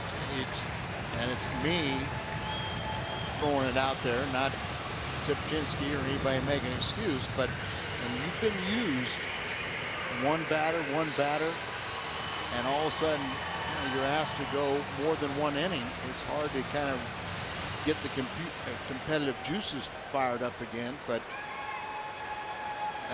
I'm making an excuse because at this stage of the year, when what's what's in front of you, you've got to find a way to be ready to pitch. And it's not that he's not competing, but it's just the familiarity with this situation, really, Al, is what you're talking about, is he's got to find a way to use his multiple pitches here in a way that he's not used to. And it's not that he doesn't, certainly when you say competitive, he understands the importance of this situation. And he's made 25 pitches right now, and he's gotten a couple losses pitching to one batter, giving up a hit, and it's a little different when you're throwing 5 pitches and then try to multiply that by 6 or so. Paredes has not shown very much patience yet in this at-bat, so I would think you would expand the zone here. There's Sanchez. Yeah, and there's Sanchez, who has not pitched since June 12th.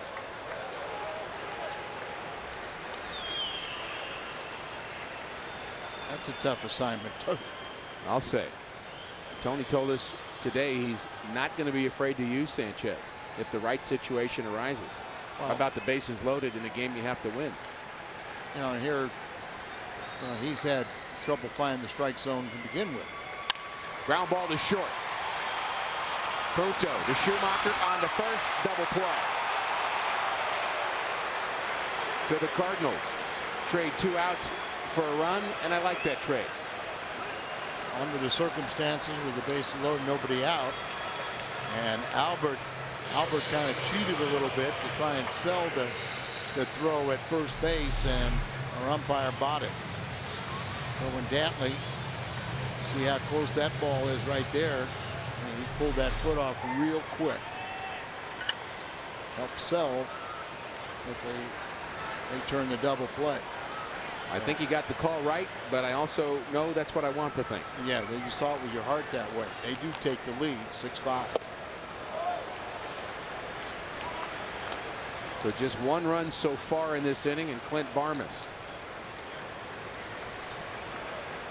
He's 1 for 2. He singled in the second. And he struck out against Mitchell Boggs in an RBI situation. And a foul tip off his bat, 0-2. I mentioned last night that Barmas might be from another country, Al, and I said Indiana. And what I didn't get to do, I didn't get to finish that statement. All of my friends from Indiana say they're from God's country. Oh. And he grew up a Cardinal fan. And a big strikeout for Zipchinski. Barmas strikes out for the second time, so it could have been worse for the Cardinals here in the 5th. Schumacher when we come back. Cardinals baseball on Fox Sports Midwest is brought to you by Kia Motors. To learn more, visit kia.com. By the State of Missouri Tobacco Quit Line. Call 1-800-QUIT-NOW. And for a limited time, Jack's Really Big Chicken Sandwich Combo is back for only $3.99 plus tax at participating restaurants. Minute Maid Park in Houston, Texas, 6-5 Astros. Nice to see the big 5-run fourth inning, but need to add to it. Score in multiple innings. 3 is desirable. 4 or more guarantees a win. 7, 8, and 9 for St. Louis in the top of the 6th. Schumacher, Punto, and the pitcher spot. Skip got the biggest hit, knocked out the starter with his bases clearing double. At the Cardinals with 5-4 at the time. And knocked out Sosa to bring in Carpenter. If the Cardinals, Al, are able to come back and get some more runs against the Astros bullpen, they have 4 more innings that they need out of their bullpen. How do you line them up? Assuming Zepchinski's done as he bats third here in the top of the 6th. Yeah, and I think it's in the Cardinals are still right there. But who do you go to? You know, well, the Astros, we talked about it last night. Their closer. Hard hit to center. It's deep. Back goes Shuck, and he runs it down. A long way from home plate.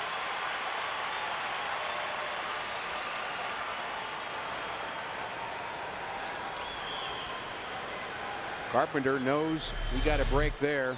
Shuck, with a Cardinal fan eyeballing him, backpedals, warning track. Now that's probably 415 feet or more from home plate. Yeah, in most ballparks that's a home run. Here it's just a fly ball out. Lansum, Astros closer, worked 2 shutout innings, got the win last night, but they induced his wife last night, but as of game time, she still had not had the baby, and his season is through, so their closer's gone. And that could be a break for St. Louis. Watch out with the bat. Looks like everybody's okay over the Astros dugout.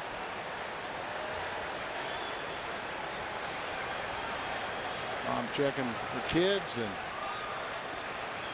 that's what moms do. Oh yeah. And he got a little bit of it, but could have been a lot worse. Mom said, "I'm going to check out the bat. You're on your own." Come on, Mom. There you see a dangerous situation. Went off the dugout, and that kind of slowed it down a little bit. And then a high hop, so people had a little warning.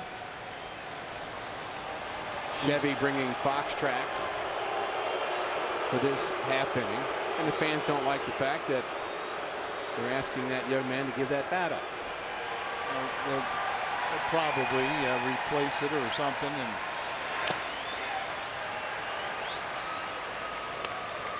part of that is just they don't want a potential weapon to be in the stands.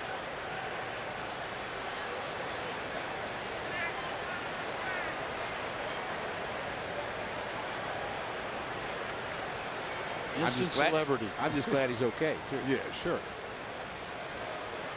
I might have come down on the field and took care of Punta.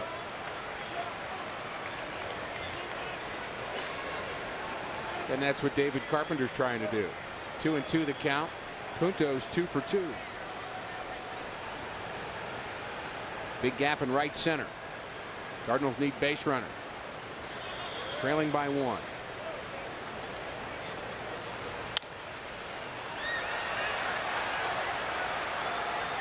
So back to the Cardinals bullpen. Jason Mott should be available. Not sure that Fernando Salas is available, but I'm thinking that the next guy we may see other than Sanchez could be the guy you mentioned, Edwin Jackson. Well, I wouldn't Tony Sanchez is warming up, so he's the one coming in, but I sure would not hesitate. I'd go to Jackson before I go to Sanchez, only because his last appearance was June 12th.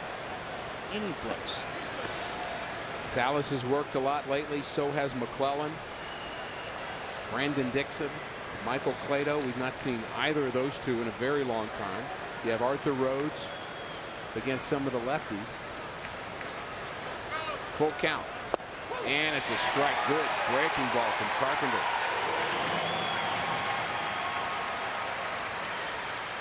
Visit the official online shop of the St. Louis Cardinals at cardinals.com. You can shop the largest online selection of official caps, t-shirts, jerseys, collectibles, and more. Available 24 hours a day, 7 days a week, only at cardinals.com. Adrian Chambers.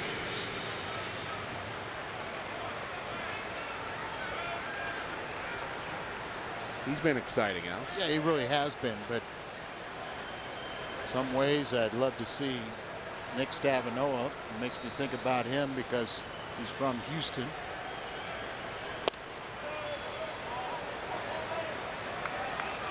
See him really tape up the end of the bat, the knob. Kind of forces the guy to choke up a little bit. Kind of like to see Chambers come in and pinch run. Well, there's a gapper for Chambers. We're going to watch him run now. He rounds first. He's headed for second, and he puts on the brakes. Base hit with 2 outs for Adrian Chambers. I mean, in many ways, you kind of like to see him save an opportunity for him to pinch run. 2 outs here. He does do a nice job and get a base hit. And I think a wise decision, unless you can really kind of walk over there to second base, get back here. Looked like he stumbled a bit too as he was making that last little turn around first base. Thought better of it. Like he's watching the play and may have missed his stride at the bag. Well, he hit it with his heel, his back heel. So a threat to steal is Adrian Chambers. John Jay at the plate.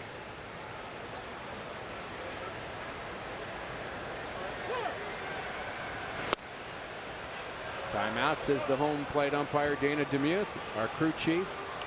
Carpenter, who was a catcher, so he knows and appreciates if a pitcher kind of varies his look, hold the ball a little bit, take the spring and life out of a base stealer's legs. But the umpire granted time to Jay, and he went ahead and threw the ball, which he should.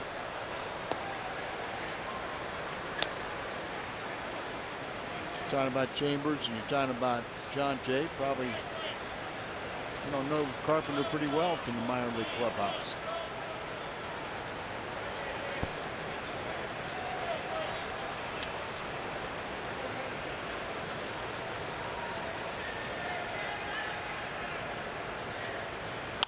Here's a line drive to right at the right fielder, Bogasevic. That ball is hit right on the nose by John Jay.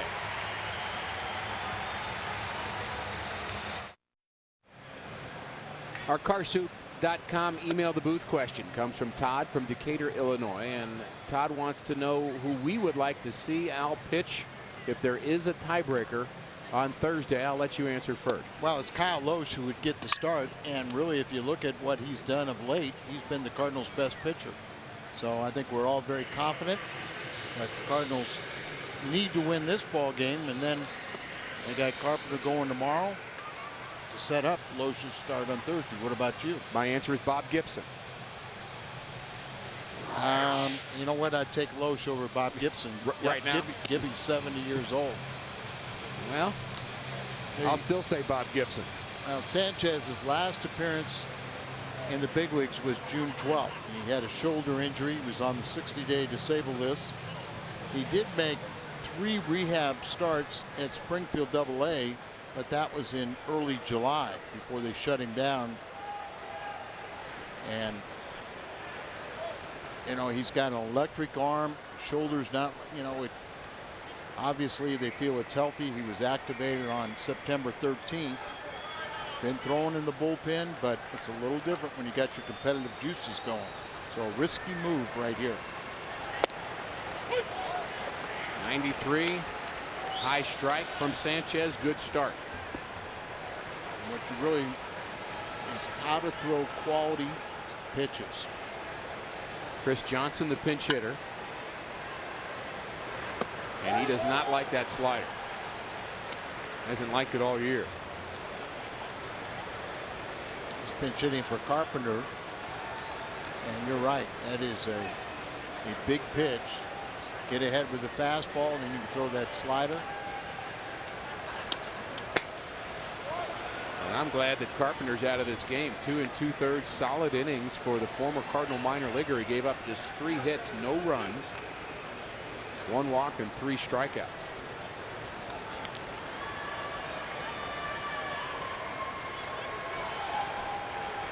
Chris Johnson, the pinch hitter. Average at 253. 1-2 the count.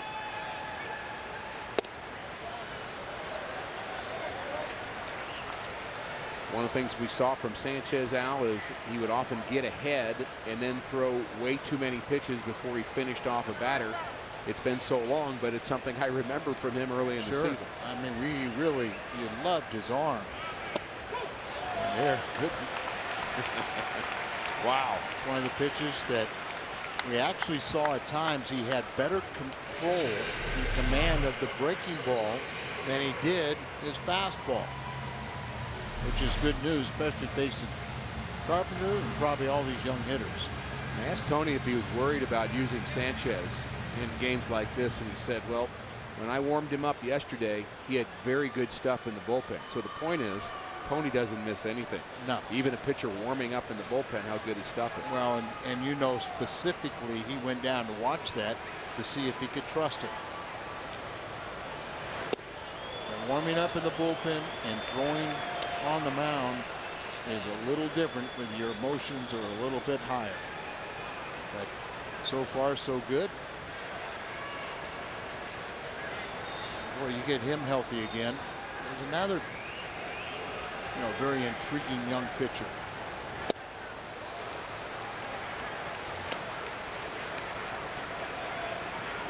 What a shot in the arm this would be if he can have a successful outing. And he is throwing strikes. Something to build on. Another choice.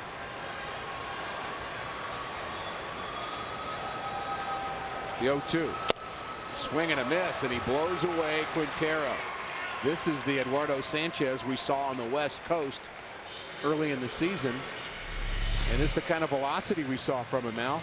Yeah, the one thing that when he came on the scene along with Salas, they were used so frequently, you worried about, not necessarily an injury, but you're worried about him burning out. Well, he's had plenty of rest. Can you get greedy and have him pitch 2 if he gets through this inning?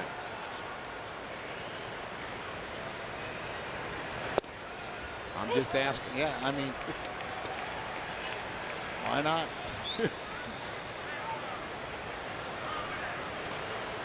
J.B. Shuck is 0 for 3.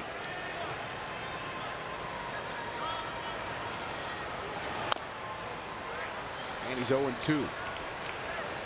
Sanchez trying to strike out the side in the 6th. What a lift that would be for the Cardinals and for Eduardo Sanchez. Oh, not only would you fulfill allowing him to pitch a game and to mentally convince himself that he is healthy, but he would be a big lift. Ground ball to short. Punto throws him out. 11 pitch inning for Eduardo Sanchez. He's happy running off the mound. On to the 7th.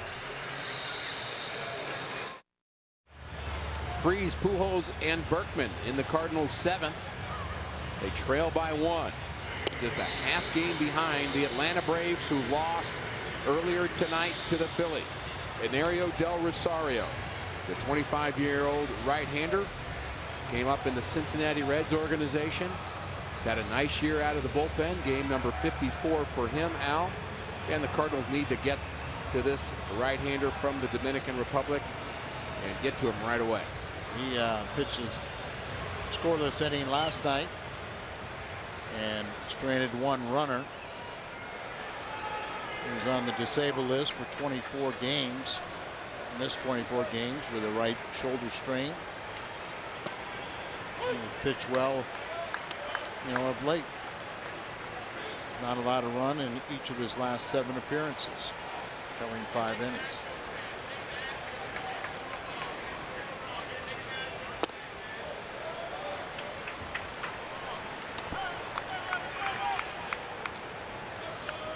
David Freese is 1 for 2. He's also walked, stole a base, and scored. Pops this one in the right. Medium depth. Bogusevic has it, out number 1.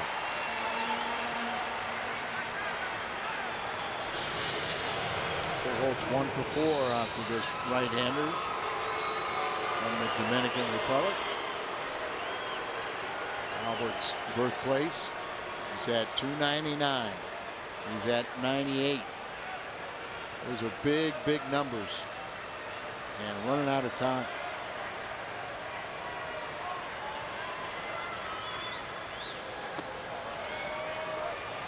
Albert is flown out to right. Very nearly a sacrifice fly. Freese was thrown out at the plate. That was in the first. Struck out in the fourth. And bounced out in the fifth.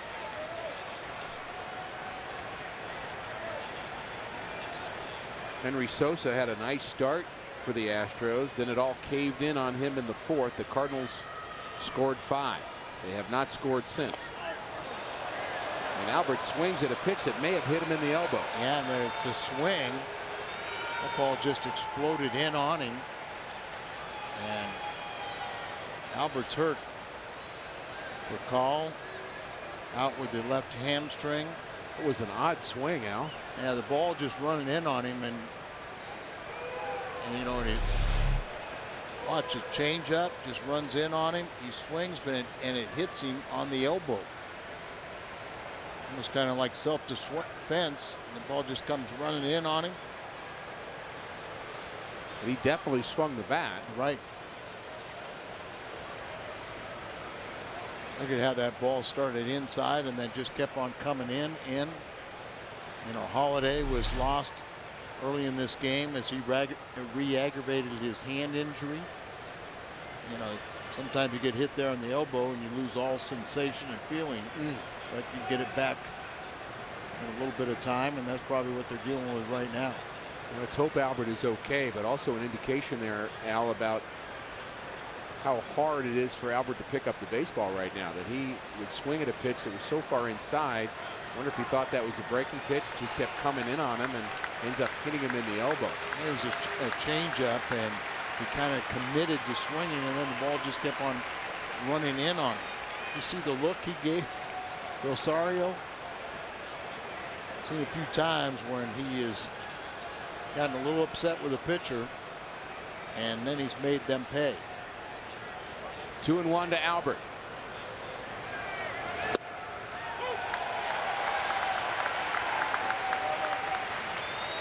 Two and two. Seen a lot of pitchers that all of a sudden think, hey, I can get the great Albert Pujols out, get ahead in the count, or then they make a fatal mistake. There's a hanger hit hard to left. Lee makes the play. That ball hit very well by Albert. 2 outs.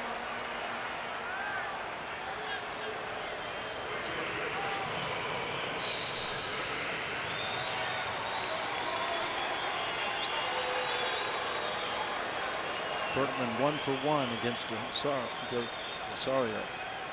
That may be still stinging Albert Pujols, but a pretty good swing there. Yeah, that's the encouraging part.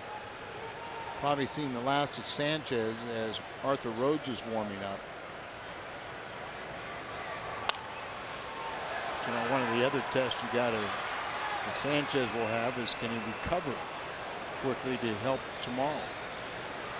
Good question. I've been thrown for so long, and it was a good return. He can feel good about himself knowing that he's healthy. think Quintero liked the location of that last pitch to Lance Berkman and fouled that pitch off, and he wants to make sure his pitcher knows that the guy at the plate has 31 home runs and 93 RBIs, and Albert's being looked at. Well, they've seen him hit a ton of home runs to the opposite field up in the Crawford box for throwing an outside pitch. Now this ballpark favors a left-handed hitter because a pitch up and away, they can just kind of throw the bat out, hit a little fly ball in the left, it's a home run. And if you pull the ball, the left-hander pulls the ball, there's a jet stream that goes out into right center. But that is so inviting to a hitter. And a lot of right-handed batters make the mistake of always trying to hit the ball there and become easy. Berkman going to left there. 2-out hit for Lance. That's his 3rd hit of the night. Tampa Bay has beaten the New York Yankees. Boston is leading 8-6 in the bottom of the 9th. So they may go into the last day tied.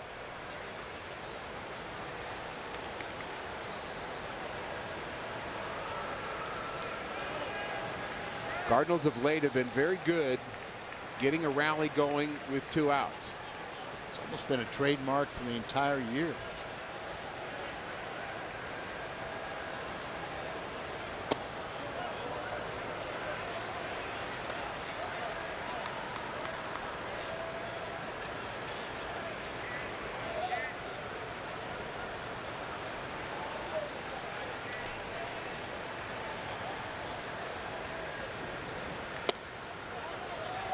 Two and 0.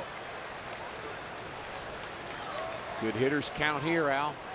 Well, we've seen a lot of things happen on 2-0 good for the Cardinals today. And a little more fodder for your friends on Twitter to say who's right. Take the pitch or swing at it. Your friends. They might not all think of themselves as that. The 2-0 to Craig. We'll never know. He takes it. 3-0. Righty and a lefty warming up for Brad Mills. Arthur Rhodes for the Cardinals. Every pitch matters. That looked like a pretty good pitch, but he chose to take it. And now a more desirable hitter's count, 3-1.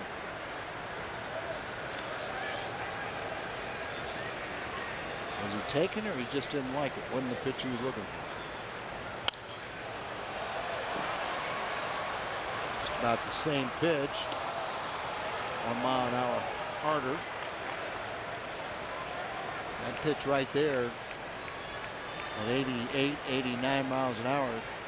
That should be, that's a pretty good hitter's pitch.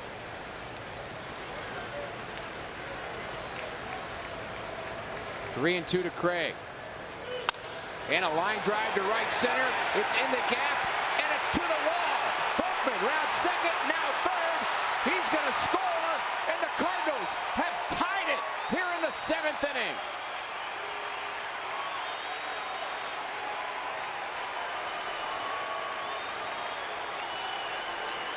Now Berkman, who's just been an Astros killer. He's got 3 hits today.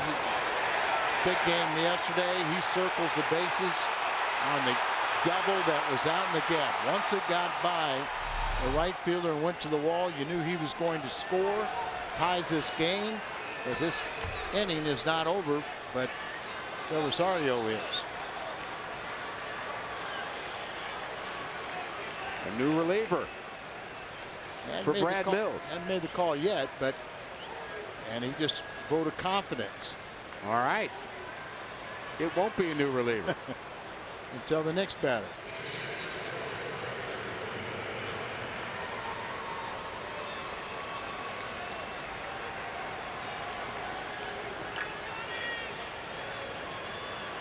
So Brad Mills leaves in Enario Del Rosario to face Yadier Molina.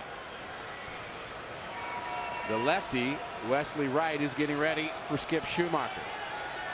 The go-ahead run is at second base. That's Alan Craig. He's tied it here in the 7th inning. And they felt that double all the way over to the East Coast, a little bit south in Atlanta. They turned off all the televisions in the Atlanta clubhouse, and it's probably a smart thing. You know, the only thing you can do is get frustrated or hurt while watching it. They got to concentrate on what they have to do tomorrow. It's like the Cardinals have to concentrate on winning this game. If I was a Brave, I would go to bed right now, do just what you said, wake up tomorrow assuming that the Cardinals won. Yeah, just assume it. Don't get upset if they do. The only game you can control is the one you're playing, not the one your scoreboard watching.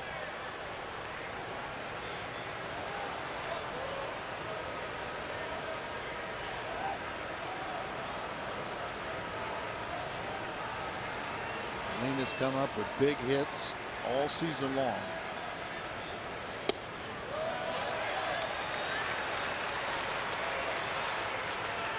Young pitchers falling behind the count, just keep on making a good RBI man that much more dangerous.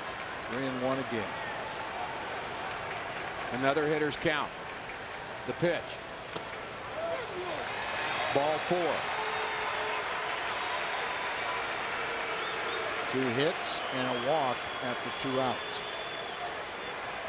The Astros fans here, Al, are not enjoying the fact that there are so many Cardinal fans here at the ballpark cheering on the Cardinals as they come back here tonight. And you hear the cheers, then the boos right after. You know, one thing there, now Brad Mills will come out and make a pitching change, but they should be appreciative. At least they're playing in front of the crowd. Good point. As always, Al. Why we love you. Mills now changes pitchers.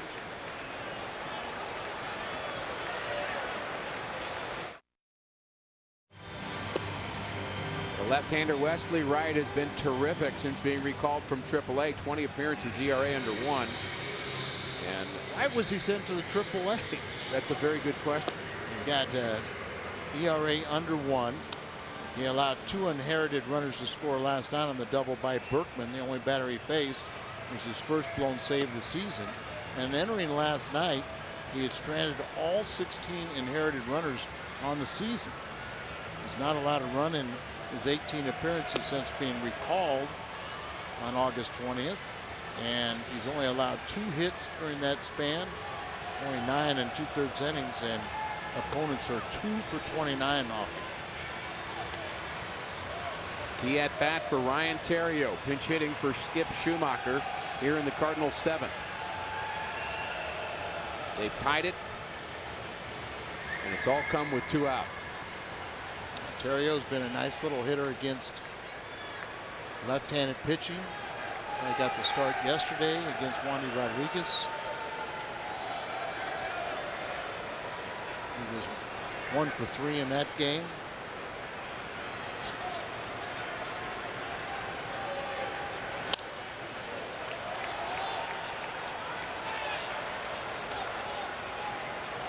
Two for 6. Wesley Wright came to the big leagues in 08 as he was a Rule 5 pick from the Los Angeles Dodgers, and he's been a pretty good little pitcher for the Astros.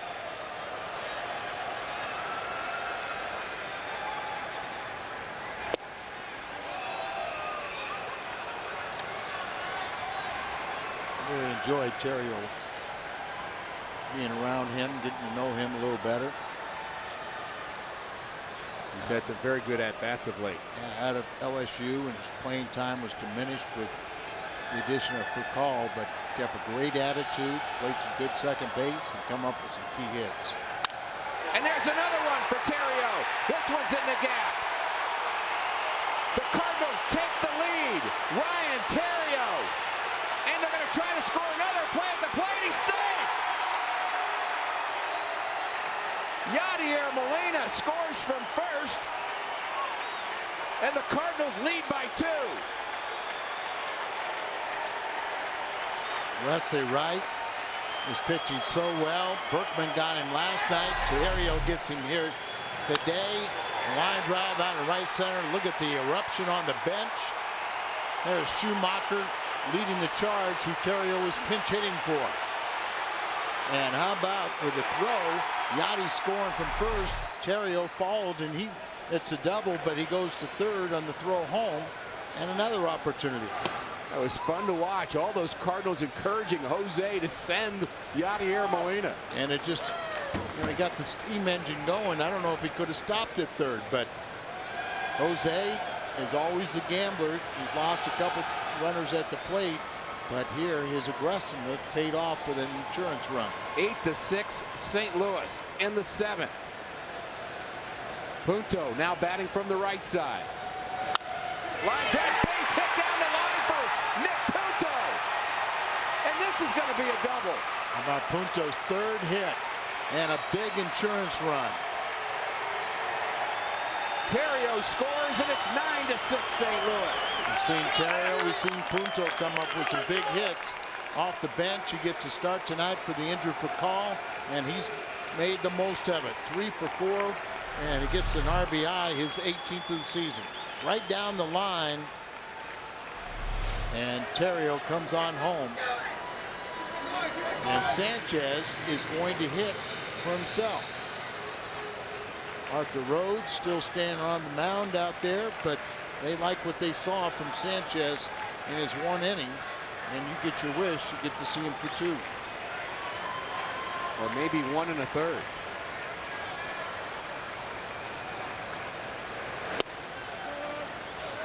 When he's healthy, it doesn't really matter if you're left or right.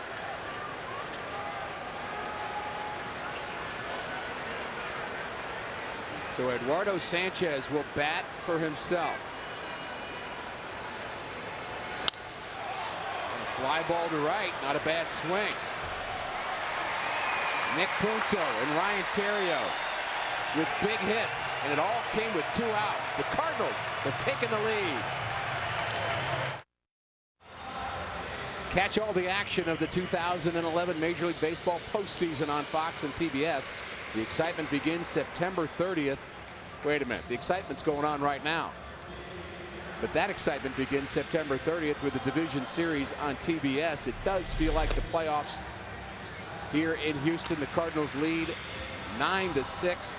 Now 5 runs in the 4th inning and a 4 spot in the 7th. This club has been so exciting this month, and the Cardinal fans are loving it, and Sanchez is out for inning number 2. Now the only thing you hope is he didn't commit that ultimate sin of thinking that his inning or his day was through and kind of mentally relax. Here's what you're looking at tomorrow. A couple veterans. Chris Carpenter will be on the mound for St. Louis. Brett Myers, who's having a great September. He's 4-0 with an ERA in the 120s. So he's not going to be easy, but we'll take our chances with Carpenter. Got to close this one out, though. Still a lot of game left, and these young Astros aren't going to quit. But a lot of times a pitcher like Sanchez, you think that your night is through, and you kind of mentally shut it down. There's no excuse for that, but it does happen. Our final telecast of the regular season is tomorrow on Fox Sports Midwest. If the Cardinals can hang on here, they will be tied with the Atlanta Braves going into game 162. You're not going to want to miss that. There's the starters you mentioned, Carpenter and Myers. And this has been some ride. Ground ball, Freeze has it. Out number 1 in the 7th is Jose Altuve. 1 pitch, 1 out. That helps out.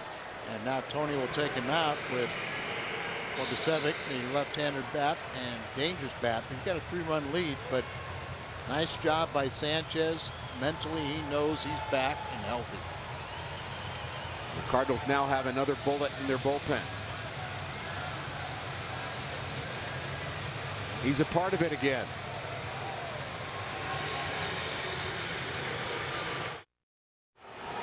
A look at the numbers of Arthur Rhodes, the Cardinals' second left-hander out of the bullpen since the trade. 18 games, an ERA just under 4, and Al the most important game that he's had in a Cardinal uniform is tonight.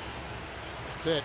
Did about everything. The veteran has showed up the last few times out there, and hopefully he will do it right here again. And not pitch hitting for the young lefty. He hits left-handers, as we said, extremely well. Brian Bogusevic with one out in the Astros 7th. I'm glad we had a 7th inning stretch, Al, because I needed it. Hold on to your seats. It's going to be a lot more fun after tonight if you win.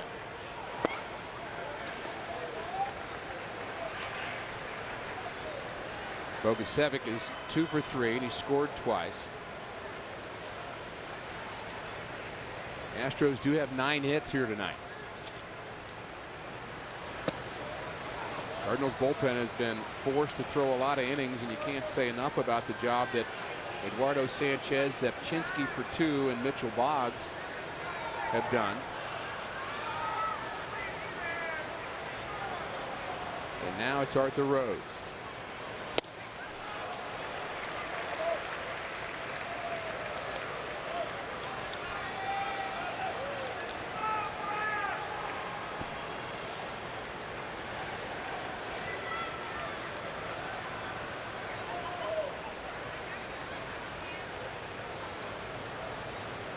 Two-two pitch.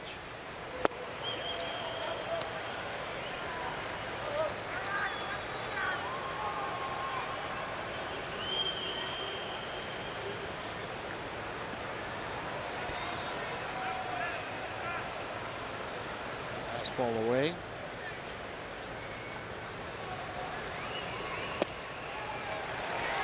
And he misses in.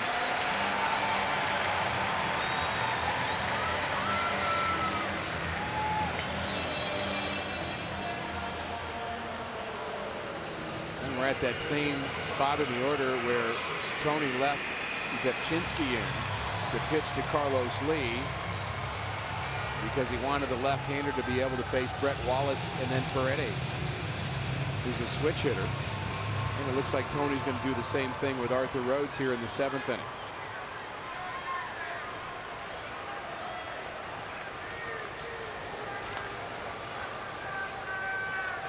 Games are won and lost in the 7th inning, 8th inning now before you even get to the 9th.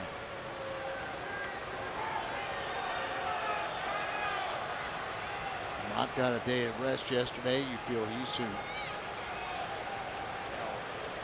ready to rumble. Salas warming up.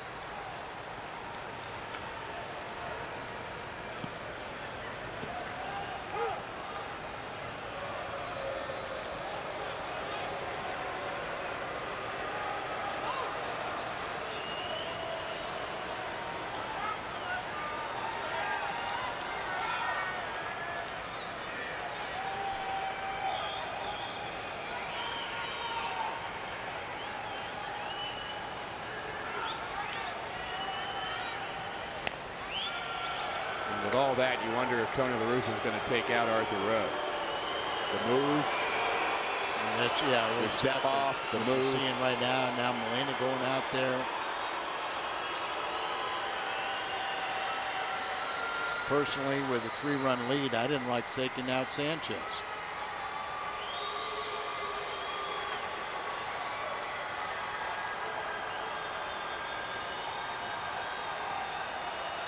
So that conference is over. Tony's on the first step, the second, the third, the fourth, the fifth. Here he comes. We'll make a double switch. We'll talk to the umpire first. He stalls a little bit more, or maybe he's not going to make a double switch because no one's coming out of the dugout, but that allowed Salas a couple more throws if he wanted it. Salas is now ready.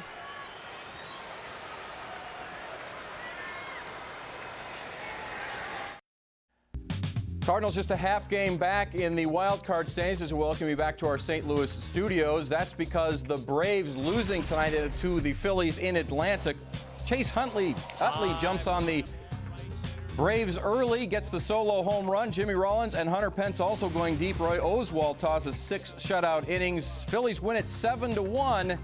Pending the outcome of tonight's game, Cardinals could be tied. Rick, Al, back to you in Houston. Thanks, Pat. Appreciate the update and also appreciate the good news from Atlanta.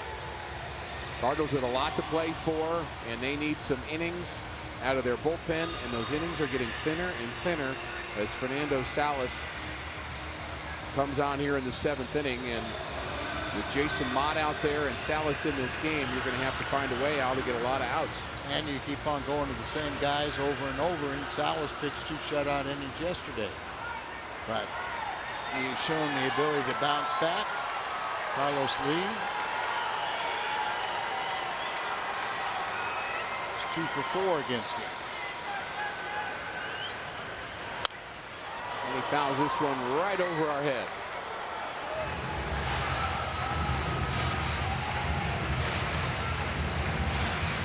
Lee has reached base all 3 times tonight. A walk, an intentional walk, and a base hit. He scored 2 runs. Cardinals hoping for a double play here.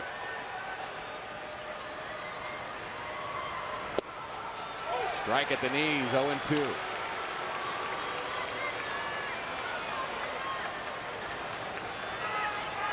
Salas has that very good changeup that is a real weapon, strikeout pitch.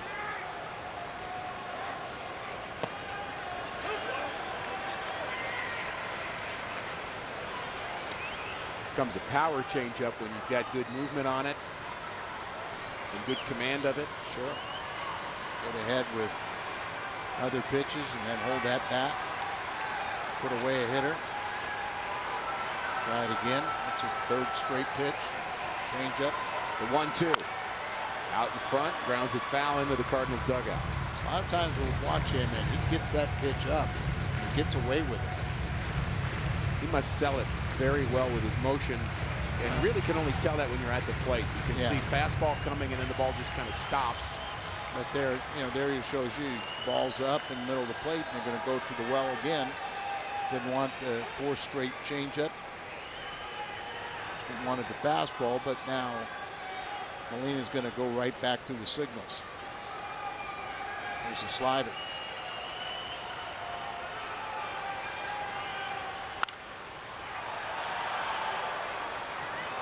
And him out in front. Just thinking about the changeup that he fouled over the Cardinal dugout. You know, it was a pitch that was up, but he was so far out in front, he really could only do is pull it foul. And if he hits it fair, it's a double play. Albert had something he wanted to tell Salas. He's holding the runner on at first. Lee is a tough out, Al. Here's the changeup. Took off the slider, the fastball, back to the changeup. Broken bat, foul ball.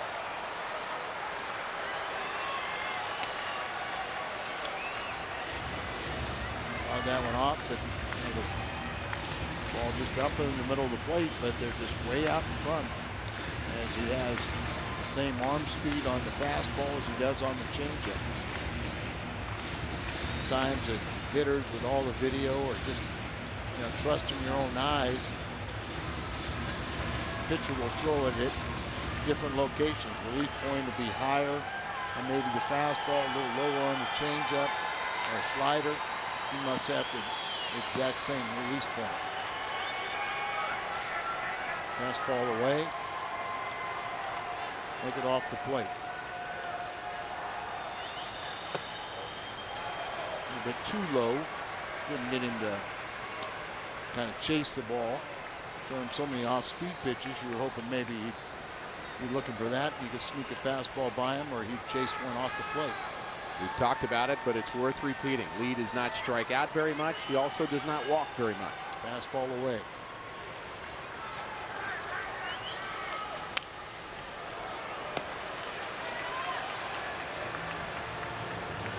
There's your example right there.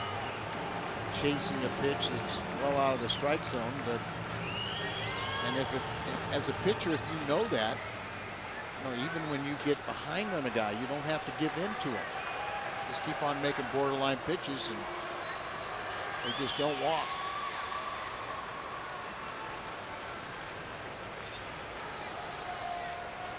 The 2-2. Hopped into center field. John Jay's back, then comes in. Out number 2. He jammed Carlos Lee. You got to believe that Albert wants a pickoff attempt from Molina. Right off the end of the bat. Caballo doesn't run like a thoroughbred.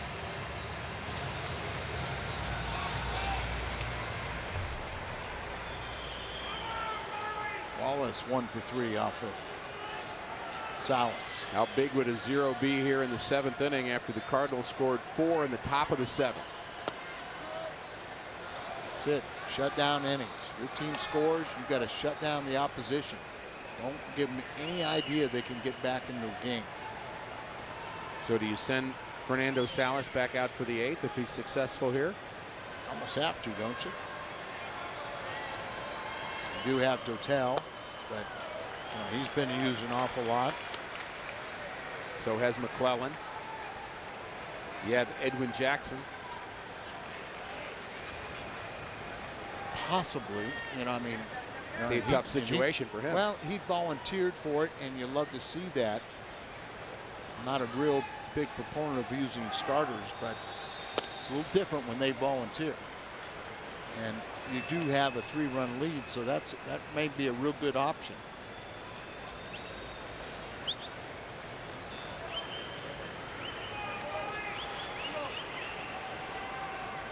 Wallace is 1 for 2 with a walk. Astros trailing by 3.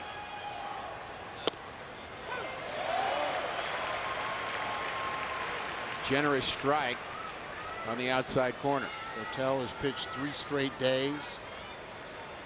4 out of 5. 5 out of 7. Here's the changeup.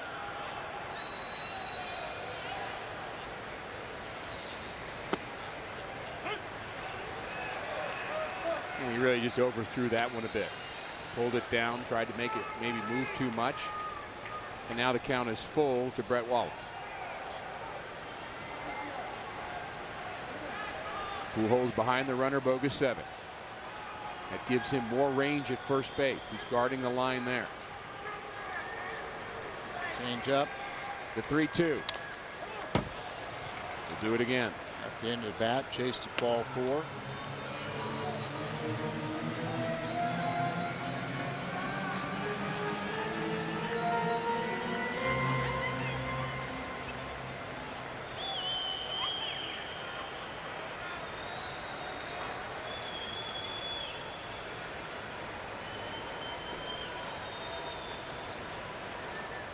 About retire Wallace here, get about 3 or 4 more runs, and then don't even have to worry about Mott.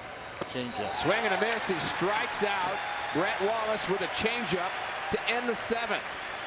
The Cardinals lead by 3 going to the 8th. We don't know how the wild card race will play out, but we want to let fans know that if the Cardinals make the playoffs, we will have post-game shows on Fox Sports Midwest after playoff games. That includes a potential 1-game playoff that would be held on Thursday if the Cardinals advance to the postseason. Missouri Lottery Cardinals Live post-game shows will be on Fox Sports Midwest. You're not going to want to miss our post-game show after this ball game. Plenty to talk about. The Cardinals lead 9-6 in the 8th.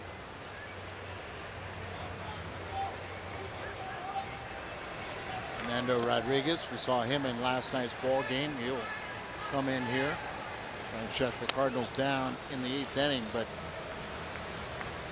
once again, Cardinals lead by 3, but why not get a whole, get a 3 or 4 more runs, and then you kind of then you put Edwin Jackson out there. Save even Mott. Maybe Jackson goes 2 innings. It looks like Dotel is warming up. This time of year, you got to find a way to just be ready to pitch every single inning, but Dotel's been used an awful lot of late. As has Fernando Salas. Fernando did have a little time off. He pitched last night 2 shutout innings, but he hadn't pitched since the 22nd. Dotel, as I said, has pitched 3 straight days, 4 out of 5, 5 out of 7. Dotel was a loser last night. Strike 1 to John Jay.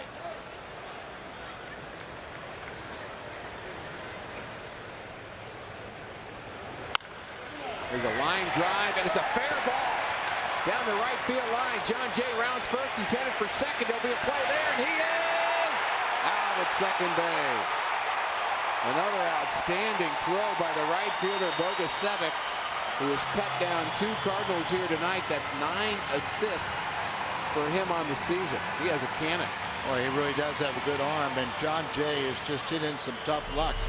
A couple line drives, didn't get base hits. Here he hits one on the foul line, tries to stretch it in a double, and is thrown out. Bang, bang play, and he is thrown out on a bang, bang play. I don't fault him for running. No, I don't. I mean, you've seen very few outfielders that would be able to throw him out. And even knowing he has a good arm, the throw still had to be perfect. Yep, and it was.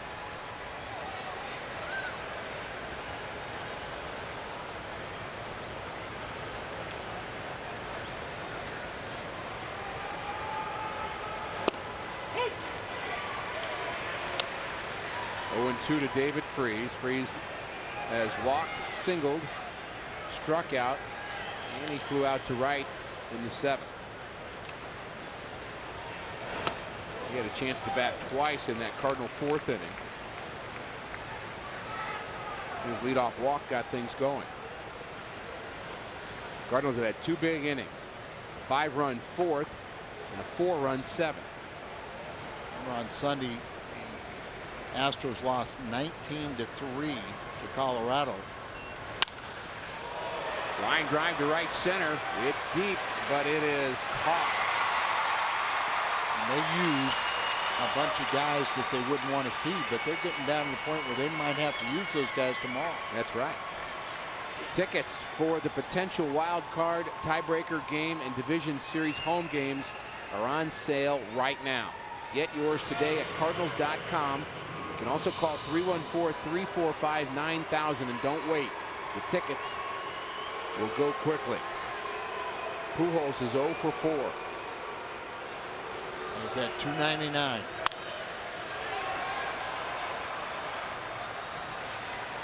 So the Cardinals, Al, are leading a game 9-6 in the 8th inning, where they lost their shortstop. Actually lost him last night. Matt Holliday has been taken from this game, and Albert is 0 for 4. Last night, this pitcher, Fernando Rodriguez, came in and he allowed a single to Pujols to walk to Holliday, and both batters he faced came around to score on Berkman, the double off the wall to tie the score. Ground ball up the middle. Tough play, base hit for Albert. Back to 300. And what are they going to do now with 2 outs? Seen a couple Cardinals kind of stumble a little bit when they go around the first base bag. Kind of reaching for it, pokes it up the middle. They had the shortstop playing in the hole. And there you see he kind of stumbled a little bit. You hope he didn't really do something to that ankle. Maybe some tired legs. Well, I'm sure that's the case, but his legs have been tired all season long. You won't get him out of the game. Berkman. Lance Berkman. He's 3 for 4 tonight. Scored a couple runs. And he has the power to extend the lead. And the Cardinals, with 9 runs here tonight, they have scored 750 runs on the season to lead the National League. And we want more.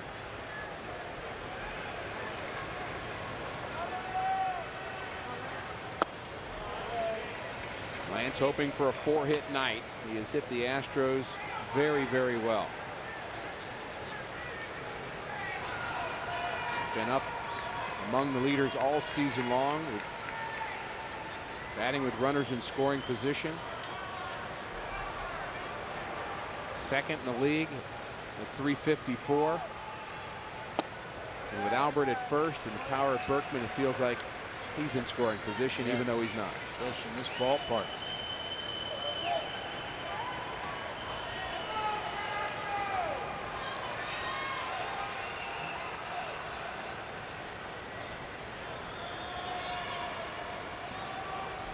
Is he swinging 3-0? Not at that one, is not. Berkman 1-for-1 against Rodriguez. The 7th inning or later in his career. Just a little bit over 290, 101 home runs and 346 RBIs. The 3-1.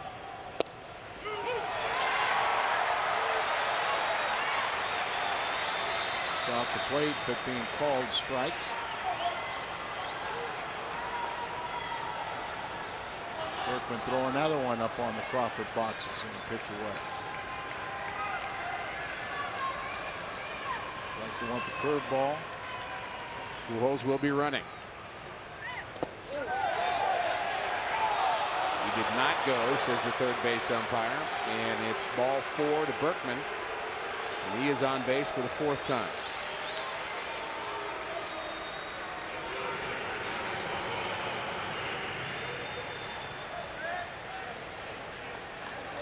Perhaps some more 2-out magic for the Cardinals here in the 8th inning. They've done that quite a bit. They did it in the 7th. 4 runs with 2 outs in the 7th. And the first run was scored after an RBI double by Craig. He came home on the big base hit by Schumacher.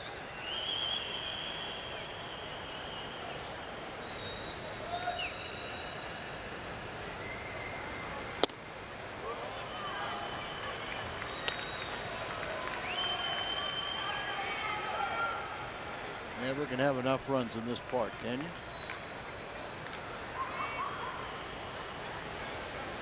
Keep pushing. 14 hits for the Cardinals.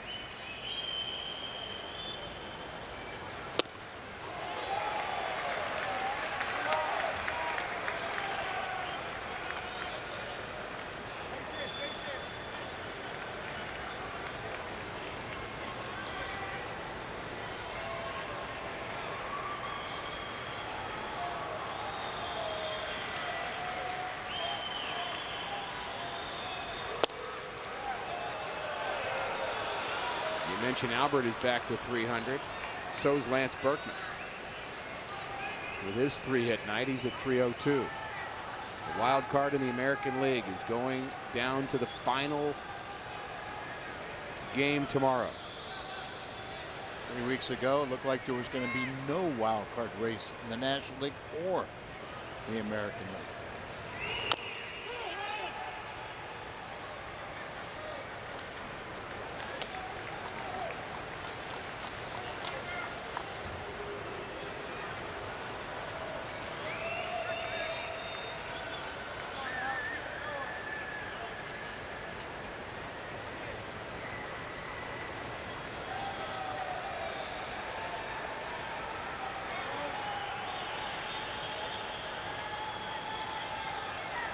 Craig is ready.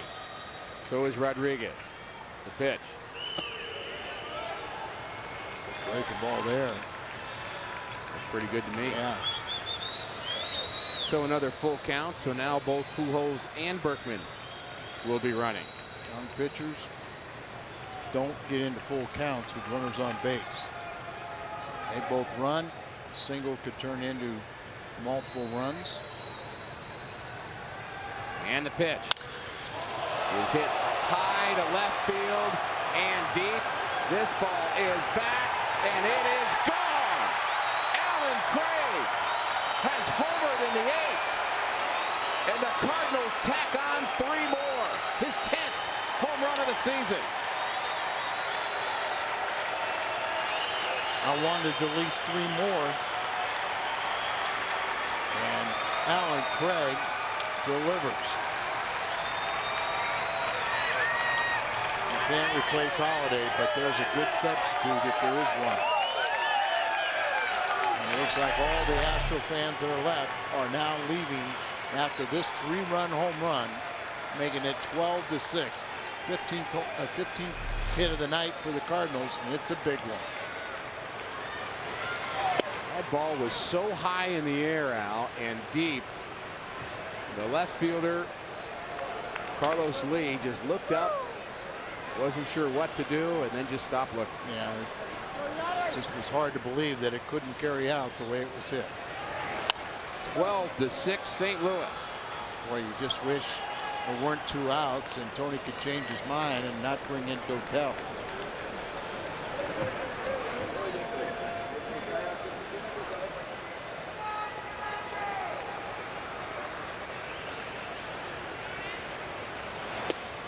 Like this nice run the Cardinals been on. It's a different hero every night, and tonight there's a bunch of them.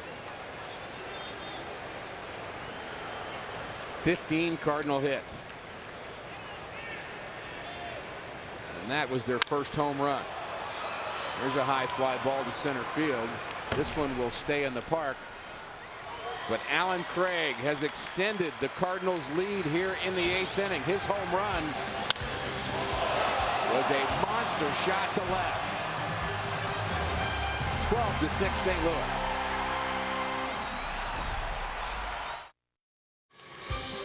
Cardinals baseball on Fox Sports Midwest is brought to you by Budweiser. Great times are waiting. Grab some buds. And by Bank of America, where ATM deposits are as easy as an infield fly. No deposit slip, no envelope with Bank of America. Member FDIC. 12-6 St. Louis. 6 more outs, and the Cardinals will tie the Atlanta Braves in the National League wild card. An improbable finish for St. Louis. They have been red hot in the month of September. Octavio Dotel pitched here last night, and he will get a shot at the Astros again tonight here in the 8th inning. Pitching for the 4th straight game. He picked up a couple wins on the homestand. The loss last night here in Houston, as the bunt play was big for Houston's offense.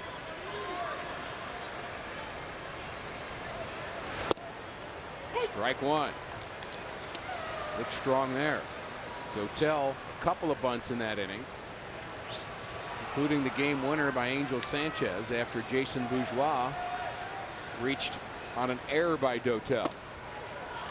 But a good start, 0-2 to Paredes. The way managers use the bullpen today, it is much easier for pitchers to go multiple days because they don't have all the wear and tear of the multiple innings warming up. In the dirt, did he go? Yes, he did. That's strike 3, and Molina is going to tag Paredes for out number 1. Not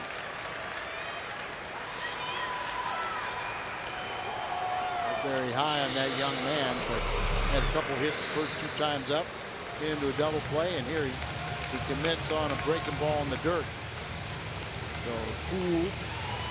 Good look on our Fox mode that he does in fact break the plane of the plate. Instead of making a throw, which probably wouldn't be an errant throw, but just go ahead and tag him.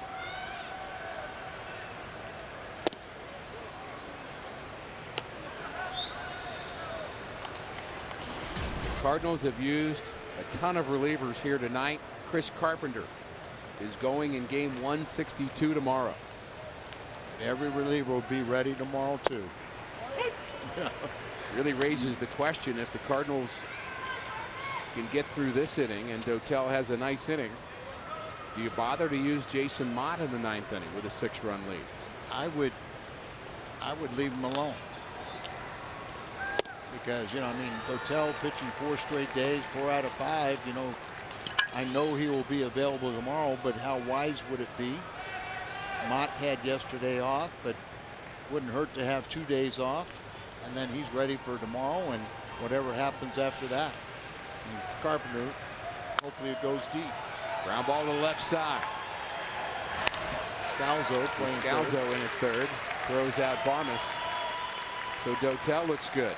This copyrighted telecast is presented by the authority of the St. Louis Cardinals and may not be reproduced or retransmitted in any form.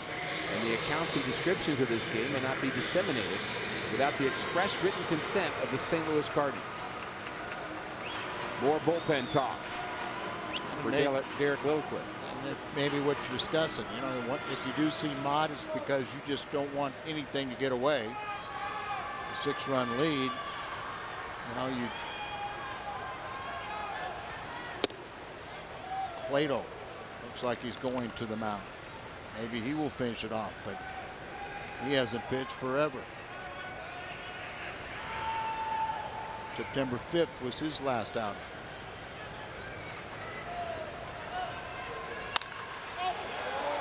High fly to center field. Drifting back is John Jay. And the Cardinals are 3 outs away from tying the Atlanta Braves. 12-6 Cardinals as we go to the 9th in Houston. Coming up after the game on the post-game edition of Missouri Lottery Cardinals Live. Pat Paris and Mike Matheny are back in the studio. The Cardinals with a monster comeback in this one and a chance once again to pull even with the Braves. A full recap of the Atlanta game plus Tony La Russa's post-game thoughts. That and more coming up after the game. A lot of Cardinal fans here in Houston. They are loving it. We go back to the booth and Rick and Al, guys. Thanks, Jim. We see a couple of rally caps, in fact. Young Cardinal fans know all about the rally, and the Cardinals have had a couple of them today. A 5-run 4th, a 4-run 7th, and a 3-run 8th. Juan Abreu will be the 6th Astro pitcher of the night. He was acquired by Houston from Atlanta as part of the Michael Bourne trade. Tossed a scoreless inning on Sunday. He was the only one that survived that 19-run onslaught. It was his 6th big league game and his 5th consecutive scoreless outing. He's got 12 strikeouts in 5 2/3 career innings. Be hard pressed to think of who has had the biggest hit of the night for St. Louis, but maybe at the top of that list is Ryan Theriot. He had a big one. Schumacher. Schumacher had a big base hit, 3 RBIs, and then Theriot pinch hit for Schumacher. Bounces this one to short. Barmes plays it off to the side and throws out Theriot. So the offense has been good.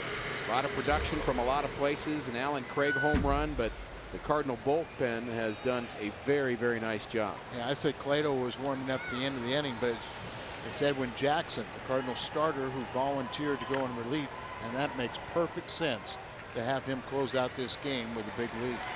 Save Mott. He'll be even stronger for tomorrow.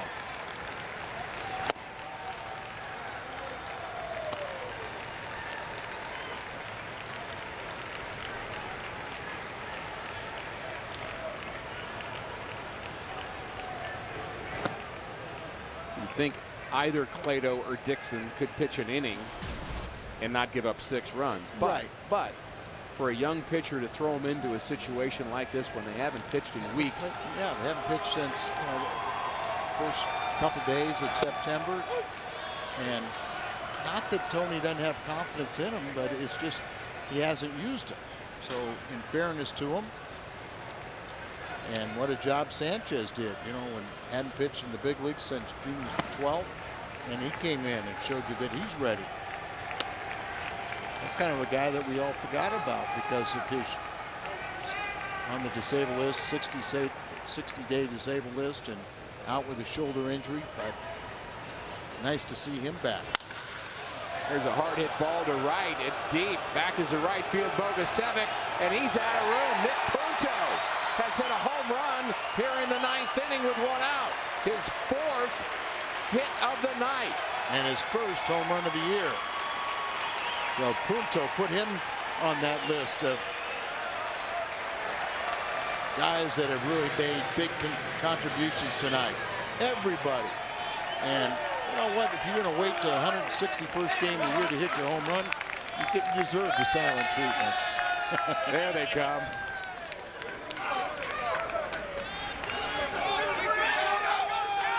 It's not silent now. These guys look like they're really tight, don't they? And again, Al, I have been so impressed with the Cardinals' attitude throughout the entire month of September. This is a team that has clearly not given up hope, but they've continued to stay together. They haven't pulled apart. They've stayed together, and they've had fun doing it. I'd really have to say this is one of the closer knit groups that we've seen for quite a while. And John Mozeliak brought in, you know, Berkman, Punto, and Terrio.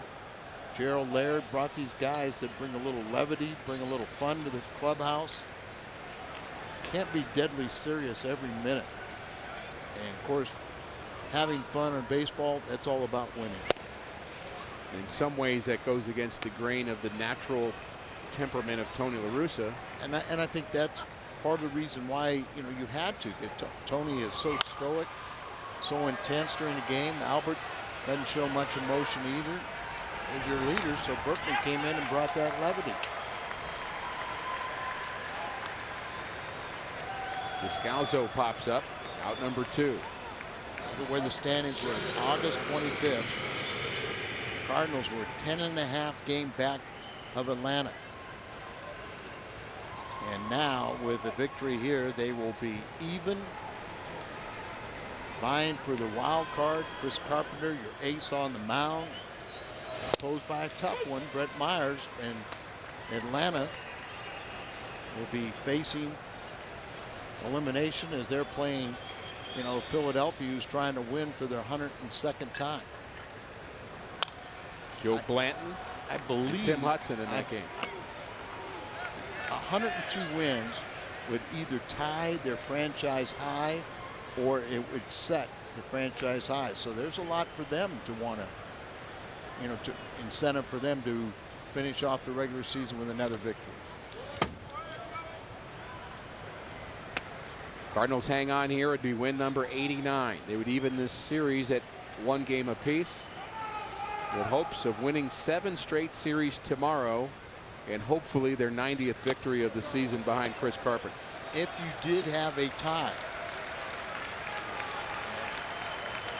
hit by the pitch is John Jay, but it got the catcher. If you finished in a tie, you know, Hudson's pitching tomorrow.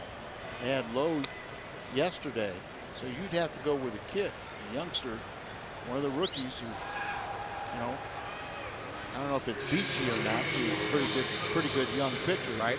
But anybody else would be, you know, the Cardinals would have Kyle Loesch, who's pitched very well down the stretch. Tony Cruz.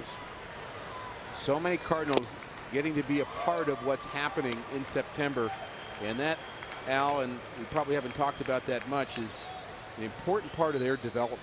To be a part of a pennant race, and it's a wild card race, yes, but it's a race for the playoffs, and they're all a part of it.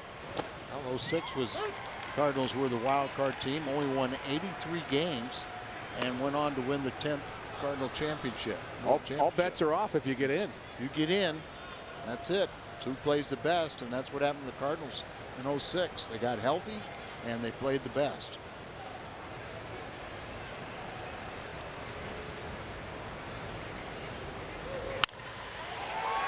There's a broken bat, base hit to center. The pitcher almost fell on that delivery.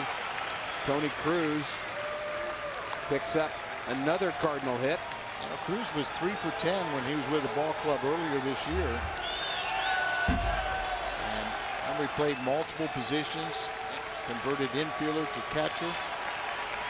And Albert, hey, the only thing that we're missing, Albert's at 300, probably right on the nose, but we're missing his 100th RBIs. Let's do it right here. And then I believe he'll go on a tear. He finally gets to 100 RBIs, he just relax and go on a really offensive tear. 1 for 5 here tonight. Singleton scored in the 8th. Phenomenal first 3 weeks of September. This last week, it's really slowed down offensively. Nearly a wild pitch from Abreu. And he is off kilter. He almost fell on that last delivery to Tony Cruz. Cardinals now have used everybody off their bench except Laird, Green, and Robinson.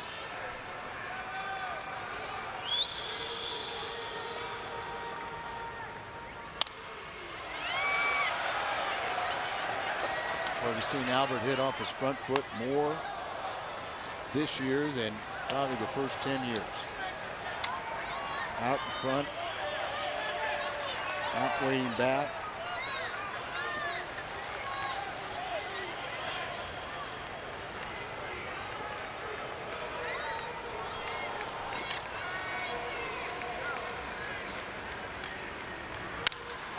Swing, and this ball's hit deep to center field. Back goes the center fielder, and he makes the play. About 410 feet from home plate. Albert gives it a ride. The Cardinals with a big lead. Back inside our Fox Sports Midwest studio in St. Louis, if the Cardinals hold on and win in Houston, well, tomorrow night, Game 162 becomes the most important of the season. Our coverage begins tomorrow evening at 6:30 with Toyota Cardinals Live. We'll get you set for Carpenter versus Myers. Then we'll be hanging around back here for Missouri Lottery Cardinals Live, the postgame edition. We'll go live inside the Cardinal Clubhouse in Houston for live reaction. All tomorrow on Cardinals Live. Gentlemen, back to you in Houston. Thanks, Pat. A lot to look forward to tomorrow. Right here, the Cardinals 3 outs away. And when Jackson volunteered to go to the bullpen today, and doesn't sound like much, but maybe just saving the 9th inning, keeping Mott or Hotel, something like that, by going out there, could be big. Our hardest chore, naming our Budweiser player of the game here tonight. We're going to give it to the Cardinals bullpen. 6+ innings. Just 2 hits, 3 walks, and 7 strikeouts. And now it's up to Jackson to finish it off. Far cry from last night when the Cardinals suffered their 13th walk-off loss of the year, the second most in Cardinal history. And you'd have to go back to the 30s to find 14 walk-off losses. So many problems with the bullpen closing out games over the course of the year, but Cardinals with a victory here tie the Atlanta Braves, and the season is reduced down to 1 game. Base hit for Angel Sanchez, leading off the Astros 9th.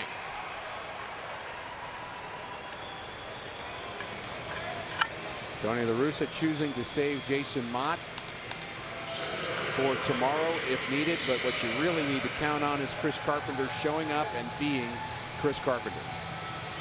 You know, Chris Carpenter just chomping at the bit. Kind of a frustrated season for him. He's pitched well, didn't get any run support. Pitched well, didn't have the best defense behind him.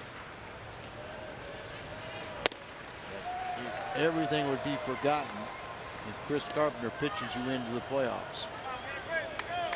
His arm has felt strong all season long, and there's nobody in Cardinal Nation that would not want him on the mound tomorrow night, except for you, who wants Gibson. That's right. No, that's for the game on Thursday. I want Gibson. I want Carpenter tomorrow and Gibson the next day. And I know Gibby's probably watching this game at home in Omaha, and he's probably saying no. Right. My arm hurts. Well, Gibby knows how afraid of him I am.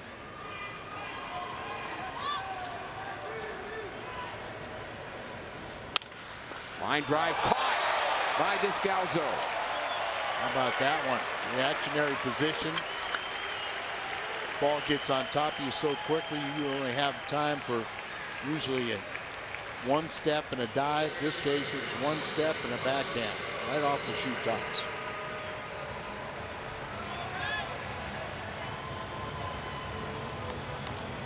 So Jackson and the Cardinals now 2 outs away. Jackson hoping this isn't his last mound appearance of the year either.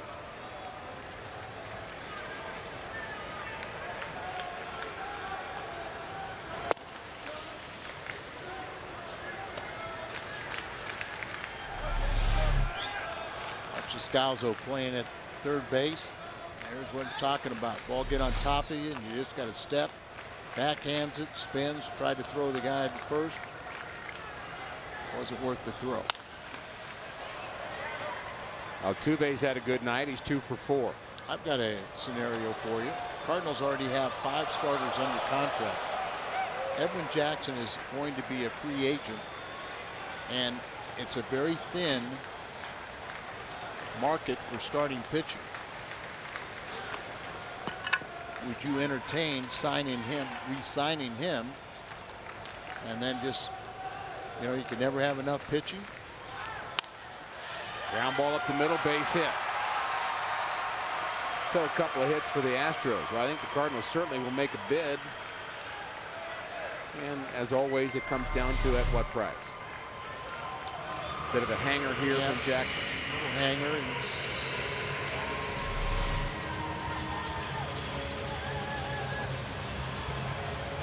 gonna close this thing out.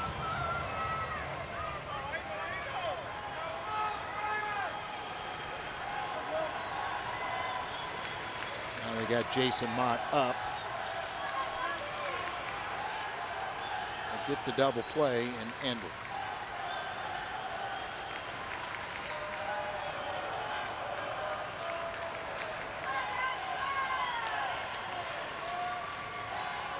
Brian Bogusevic at the plate.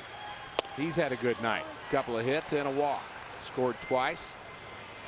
He's hit over 320 in the last few weeks. We've seen some good play from him in right field too. Very strong arm. Shane Robinson in right field now. So just Tyler Green and Gerald Laird left on the Cardinals bench. Literally a team effort here tonight. And a 13-6 Cardinal lead.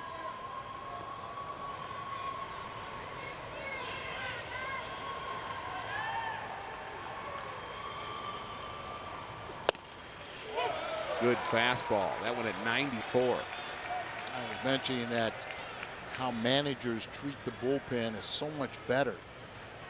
Years past, you would have a lefty and a righty warming up, and all the innings that you'd pitch in the bullpen and not get into a game was what would take a toll. Today, and Tony was one of the first to do this, that you pretty much get a guy up, you're going to bring him in, and really kind of the one inning appearances. Where before, if you brought in a guy in the 7th inning, he stayed out there as long as he's getting outs. But you would have a lefty and a righty warming up along with him, and that would just kind of wear out the arm. Another good pitch from Jackson and on the hands of Bogusevic. Chris Carpenter. We'll say it again, starting for the Cardinals tomorrow night. Coverage begins at 6:30 on Fox Sports Midwest, game 162 here from Houston. That's much watched TV, and I'd also recommend to stay tuned for the post-game show and find out all about the particulars tomorrow and this game. A lot to talk about with this game. And the guys will certainly cover it, Al, but there was a time when the Astros led 5-0 through 3 where you felt that this would be a tough hill to climb for St. Louis, but they have more than accomplished it. Carpenter's 34th start. That's tops in the National League. Tied for the first spot. You saw the career mark in his 18 starts. He has not won in St. Louis since 05, September of 05, but he's 21-10 in September. I would say the least favorite day for a starting pitcher is the day before he pitches. Enjoying the game, but he is thinking about tomorrow. But the competitor Carpenter is, he's just thinking and just saying, what's it going to be like to be on the mound? I'm getting the 27th out. I'm sending us to postseason. All my teammates that have gone through all so much this season, we're going to celebrate together. But we got to make it real quick because we got to fly back to St. Louis and get ready for possibly a one-game playoff, but if they win tomorrow and the Braves lose, they win the wild card. Line drive. Out number 2.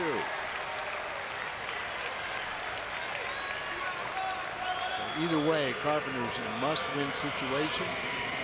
Brett Myers, like I said, rough year for him, but he's having a great September, 4-0 and an ERA of 1.20. I think it's exactly 1.123.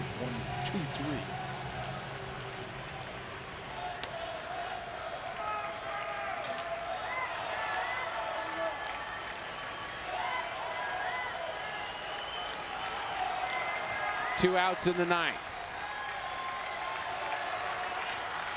Carlos Lee at the plate. 13-6 St. Louis.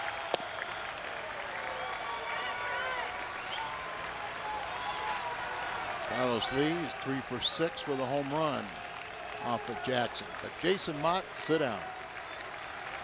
Stop throwing.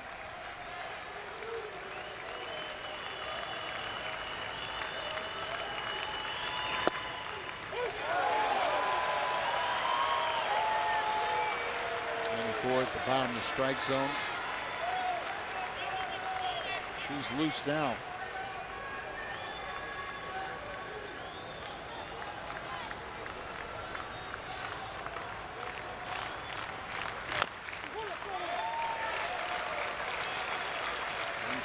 One strike from the post-game show.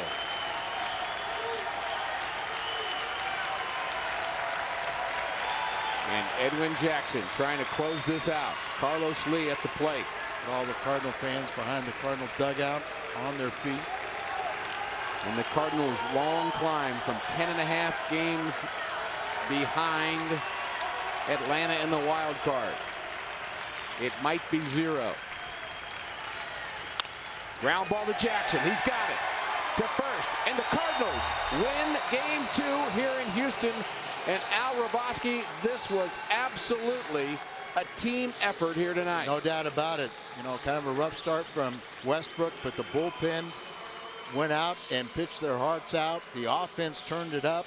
They had a lot of fun at the end. I really don't remember how close this game was for a long time, but now it's down to one more game and the post-game show. So the Cardinals and the Atlanta Braves are tied. Skip Schumacher had a big hit. That came in the 4th inning. That scored 3. Ryan Theriot as well. And the bench reaction. So engaged here tonight and all September long. And the Cardinals finally close it out in the 9th with Edwin Jackson. Postgame is next. Don't miss it. The game is over with the Cardinal 13-6 win in Houston, and with the Braves lost, the Cardinals and Atlanta tied for the wild card lead. Mike Matheny and I ready to break it all down on Missouri Lottery Cardinals Live, and we'll wait all night to talk about this one if we have to. Unbelievable. Well, back home, tell me, did you go on the emotional roller coaster down 5-0? Didn't look like things were very good, and next thing you know, they bust out for 13. Incredible. These are the cardiac kids, and they've got everybody on the edge of the seat right now.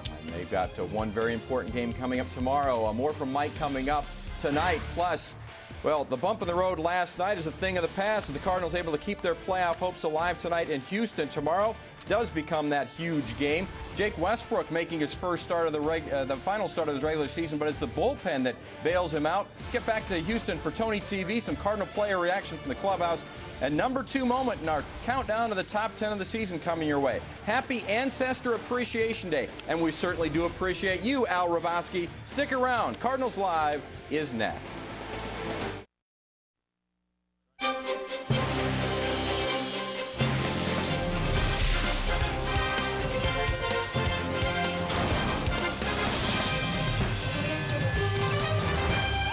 Welcome to Missouri Lottery Cardinals Live. The Phillies' Chase Utley begins the homer parade for the Philadelphia Phillies. Hunter Pence, Jimmy Rollins also going deep. Roy Oswalt tosses 6 shutout innings. The Phillies hand the Braves their 4th straight loss. 7-1 the final. Meantime, Ryan Theriot, one of the offensive heroes for the Cardinals tonight. And there's another one for Theriot.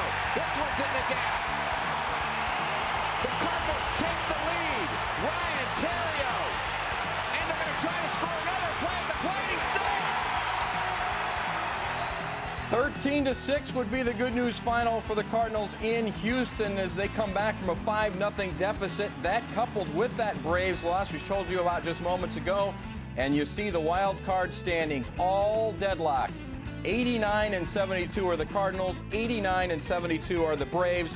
1 game left in the season, and the wild card winner still to be determined. Hello, everybody, and welcome inside our Fox Sports Midwest studio in St. Louis.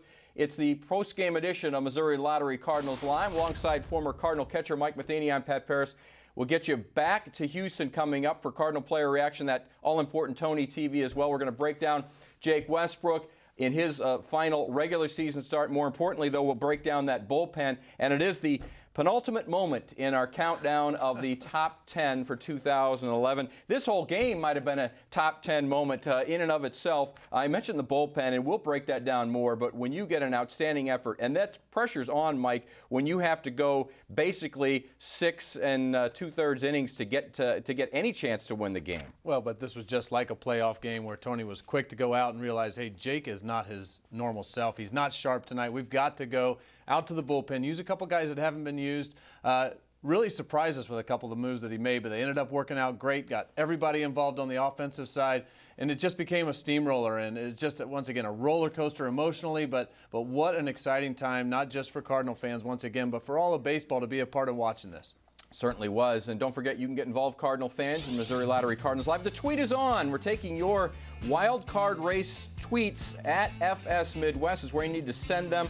Remember to include that hashtag WC Race, because we've got ourselves a playoff race indeed, with the Cardinals and Braves tied with 1 game to play. We're getting right back to Houston now. Jim Hayes moments ago catching up with Nick Punto, Mr. 4-hit Punto, our Mid-America Chevrolet Dealers Player of the Game. Jim?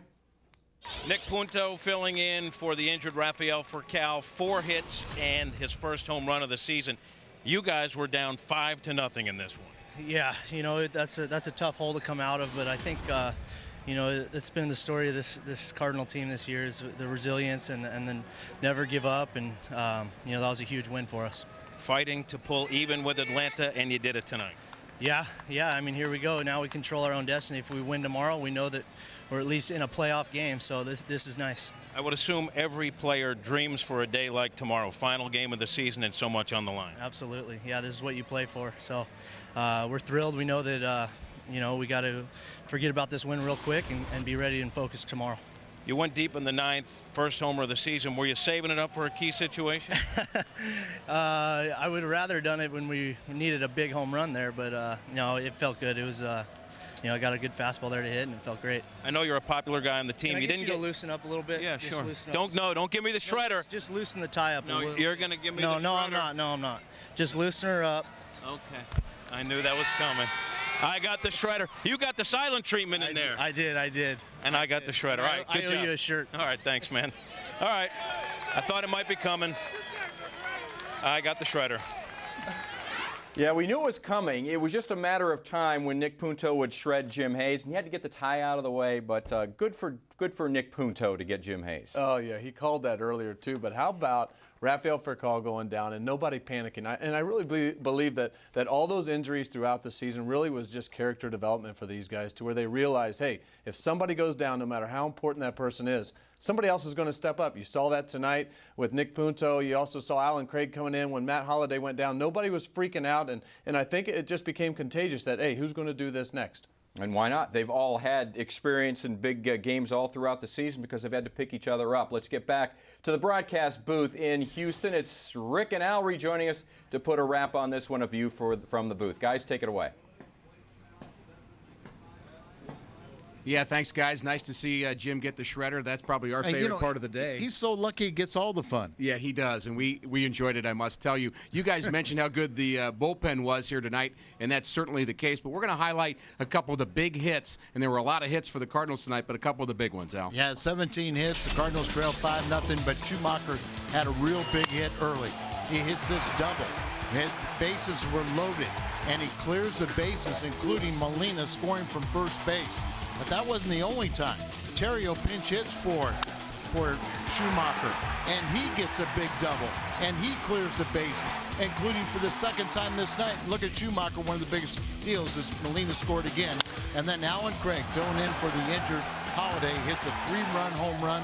There were so many big ones, including the 4-for-4 by Punto and his first home run of the year. Well, this was a fun game. Yeah, we had a lot of fun with this, Al. There's no doubt about it. In fact, this was a huge, huge Cardinal game, obviously, and we are expecting even a bigger night tomorrow. Pat and Mike, back to you. All right, gentlemen, thank you very much. A lot of fun listening to your call tonight, and look forward to tomorrow night as well. We're looking now, Mike, a little more in detail at that fourth inning as the Cardinals do find themselves trailing 5-0. No panic in this team, and they knew they just had to kind of chip away.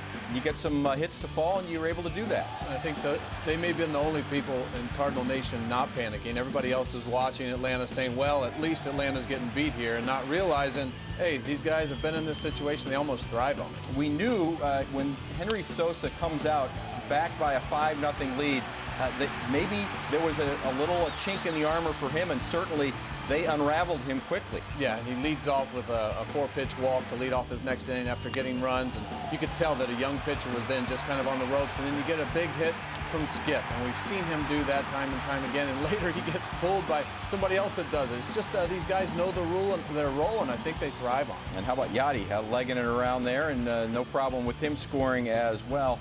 It was a big fourth inning that had one more hit in it, one more thing to play as they do all come all the way back and tie this game up at 5.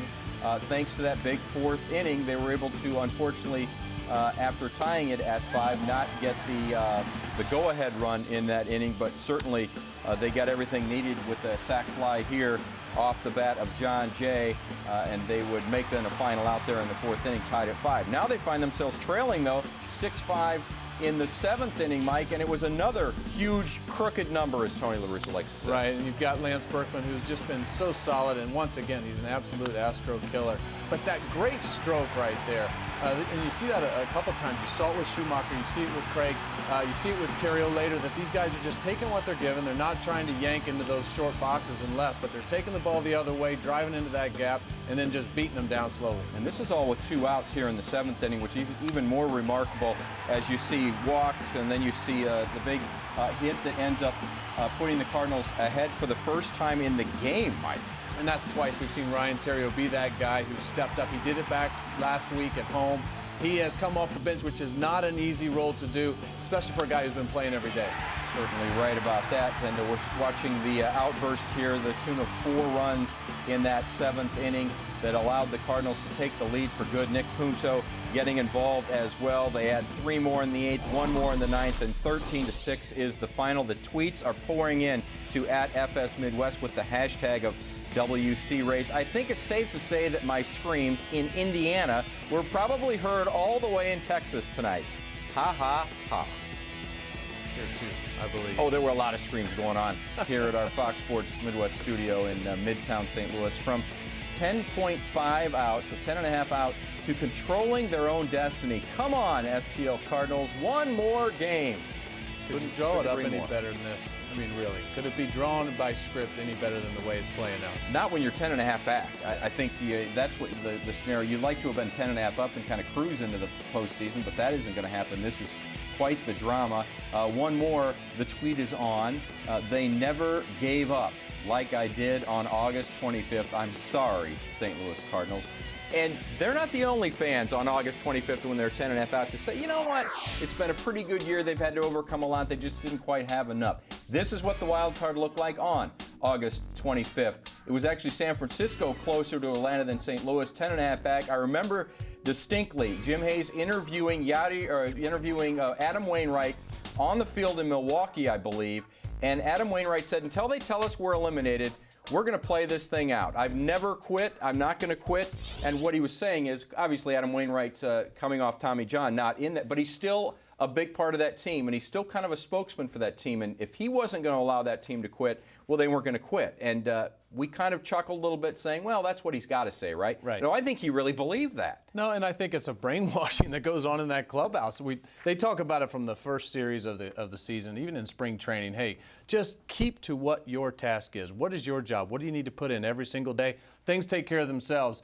Who knew that Atlanta would take the fall that they did, and San Francisco falling off a little bit, and who also knew that this team would finally start showing all of the pieces that it looked like that puzzle had. It put them together and put together a good run of baseball, led by another guy who you can't stop talking about with Albert Pujols and the push that he's put on this month, and then the starting pitching as well, which you know is such a big key. Well, the Cardinals have won 15 of their last 20. That's a huge reason why they are tied for the wild card lead. They are on the doorstep of completing perhaps the greatest comeback in Cardinal history, as we look at some great great numbers when we look at that 64 Cardinals team, 8.5 back as a deficit after 130 games. Cardinals 10.5 back, obviously. 1934 Cardinals were 7 back. And then if you look at Major League history, you look at these other great comebacks. So this could become the biggest comeback in Major League history, with a 10.5 game deficit to make up with just 52 games left in the Major League season. I don't know what else they could do at this point. They've kept things so exciting, and I know that the fan base here is on fire, thinking about, hey, maybe even just get to Thursday. But really, things can happen tomorrow. There's some couple tough matchups that we're going to talk about a little later, pitching-wise. But they're going to have their hands full, and Atlanta absolutely feels that they have to make something happen. They do not want to be that team that lost that lead. There's a guy named Alan Craig that sometimes has a hard time finding his way into the lineup. Tonight, it was only because Matt Holliday again came up with the hand issue, and he gets into the lineup and absolutely destroys Astros pitching.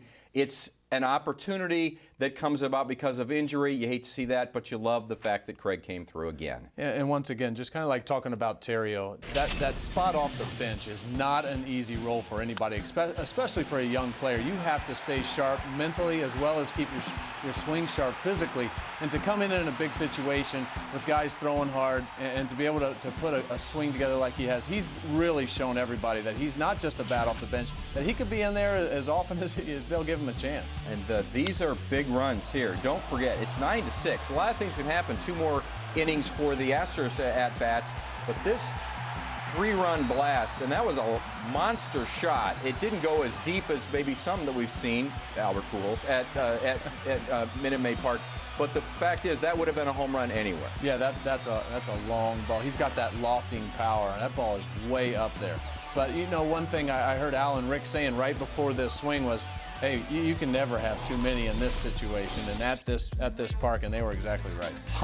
Literally hundreds of tweets coming into @FS Midwest. The Cardinals are just 1 win away from what looked like the impossible. Let's get the wild card race. And that's EJ Fan RS. Coming up on Missouri Lottery Cardinals Live. More of your tweets at @FS Midwest. And also, how about some Tony TV? We'll hear from Mike's former manager, Tony La Russa, on tonight's Big Victory. Stay with us. Missouri Lottery Cardinals Live is brought to you by Helitech. If your foundation walls are cracked or boring in, heal your home with Helitech. 1-800-246-9721. And by the Missouri Lottery. When you play, students win. Continuing to roll in, the tweet is on. The Cardinals seriously keep my heart beating. Can I call in sick to work tomorrow night? Well, Austin, probably too late now. You let the cat out of the bag. You tweeted. Maybe they won't be able to tell who you are, but I think that's pretty obvious. You probably should have kept your tweets quiet, and maybe you would have been able to call in sick tomorrow night. Yeah, I think it could be a holiday in the city of St. Louis tomorrow. It could be. Maybe everybody will just take the night off and the day off tomorrow anyway. 5 runs down probably didn't seem all that much, considering they were 10.5 back about 30 days ago. Oh, yeah, he had it all figured out.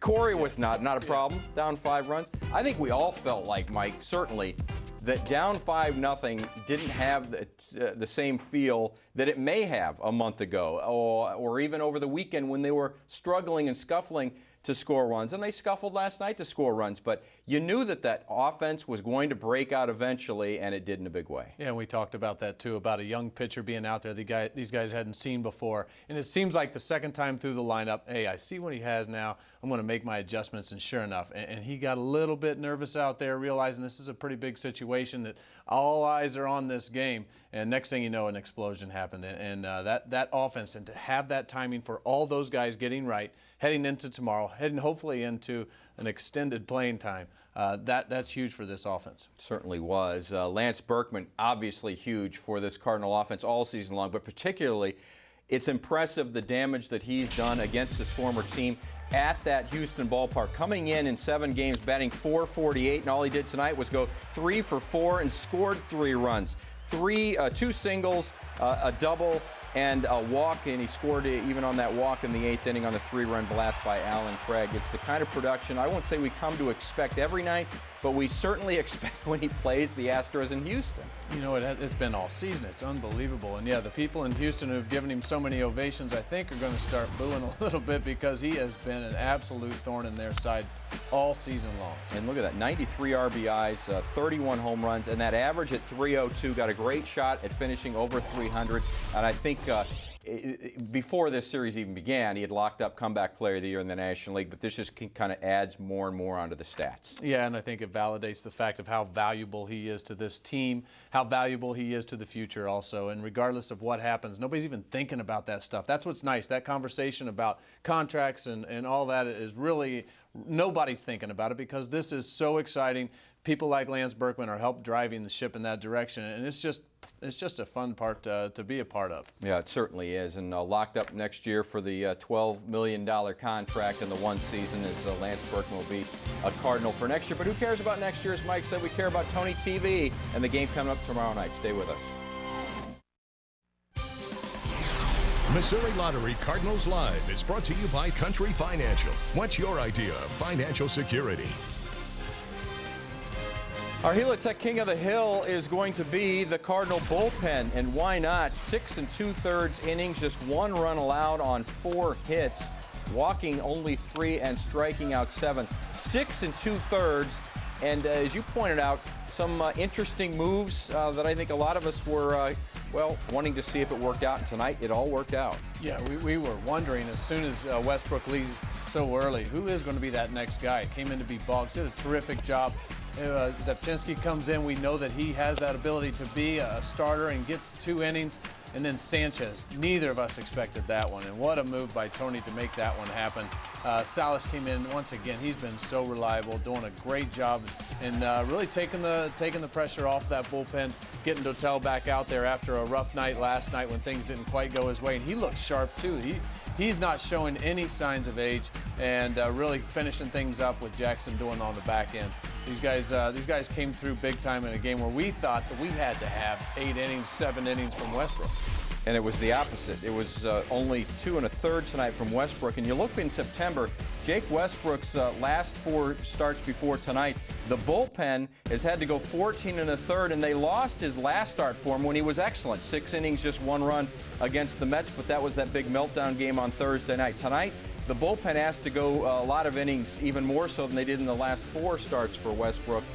6 2/3, and able to keep the Astros relatively in check with just the 1 run allowed. So kudos to the bullpen. And we saw Eduardo Sanchez warming up last night and thought, well, certainly he's just throwing a side, or maybe just trying to get the Astros to maybe make a different move than they might have pinch hitting wise.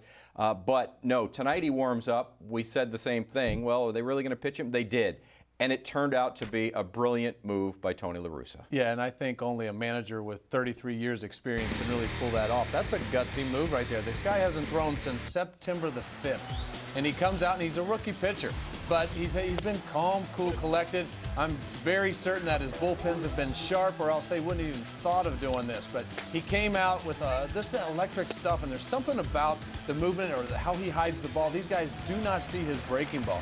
And his fastball seems to have life that's even harder than the miles per hour he's throwing up there. So what a great addition as this thing continues to have that weapon for you in the bullpen. So he strikes out the first 2 batters that he sees in the 6th inning, and he was nasty. He ends up going at 2/3 of, I should say, an inning and a third, and he also ends up picking up the win, which is, another remarkable thing about the insertion of Eduardo Sanchez into that game tonight in such a critical situation, and that was our Don Brown deal of the game. More from Mike coming up. Also, as promised, we will bring you some Tony TV from Houston. He did talk to Jim Hayes and the boys a little long tonight, so we want to bring it to you in its entirety. We'll do that when we come back on Cardinals Live.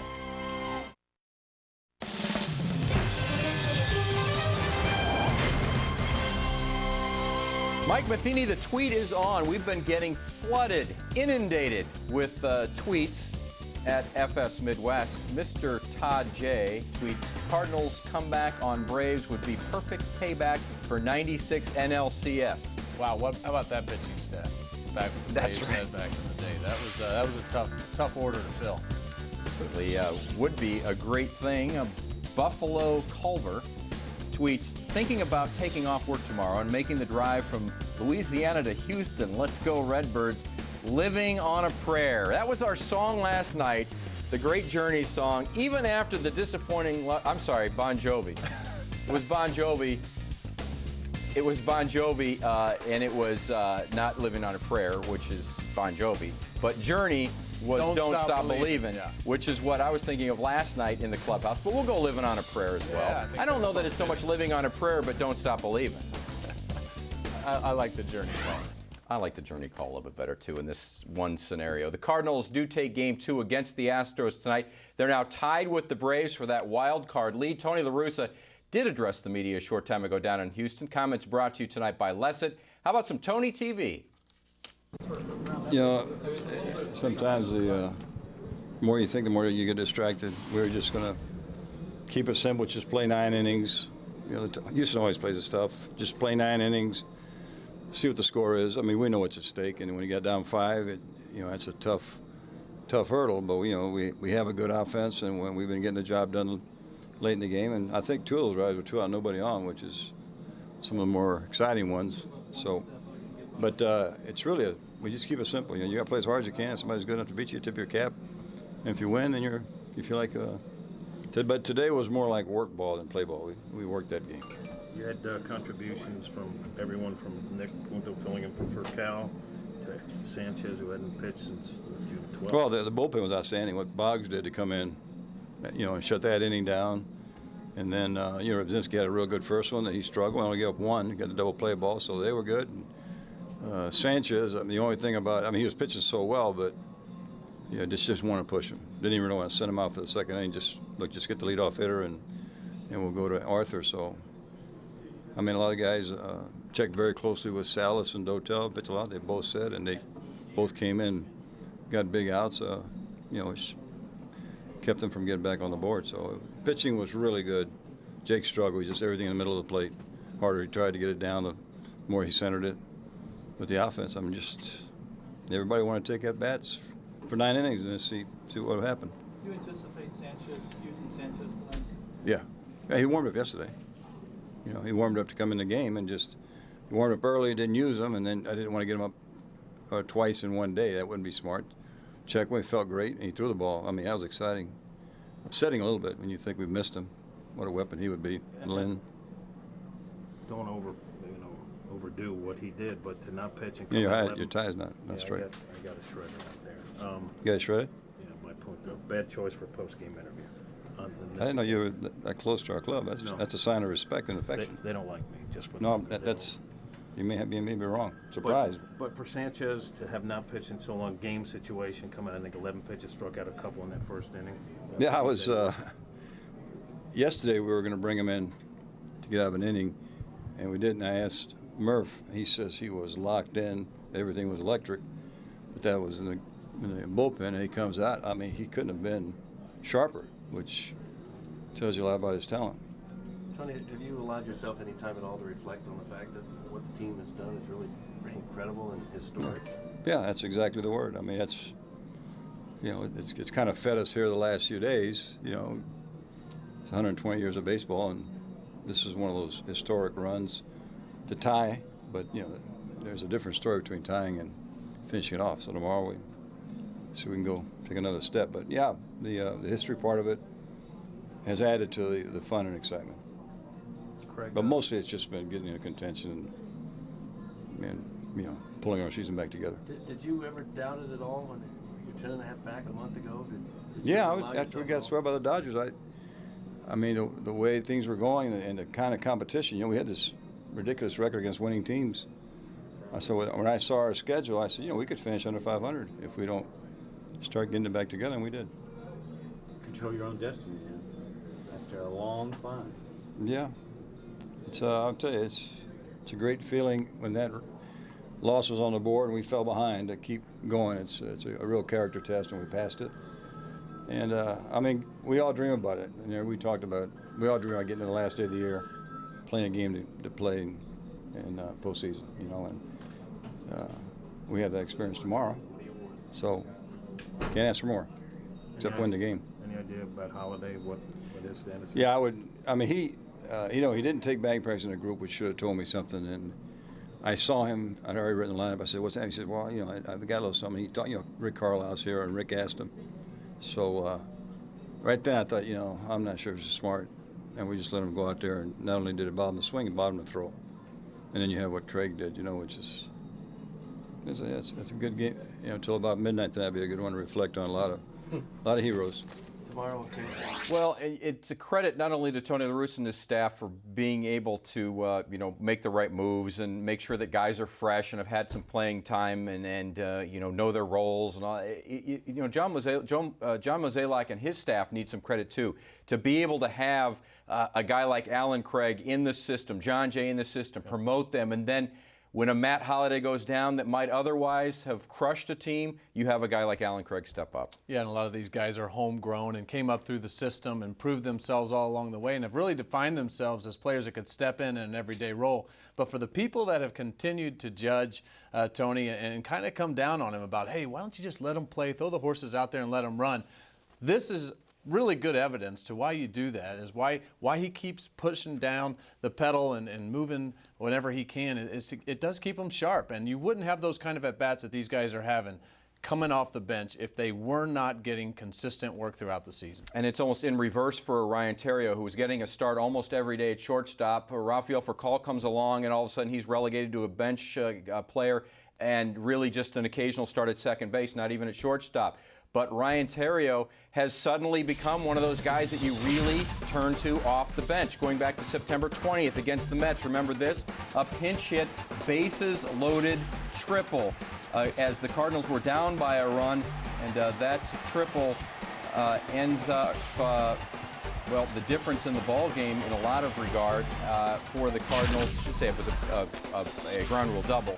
And then tonight, similar situation. It's a tie ball game, and here's Theriot coming off the bench for Skip Schumacher's spot, and he delivers again. Yeah, and that, once again, we talked about this before. When he did it at home, that says so much about his character. When an everyday guy all of a sudden has his spot taken, and now he's sitting over there and just watching. He realizes Tony's going to keep him active and give him an opportunity. But going from, hey, you're our guy every day, to then being, hey, we need you to fill in every once in a while.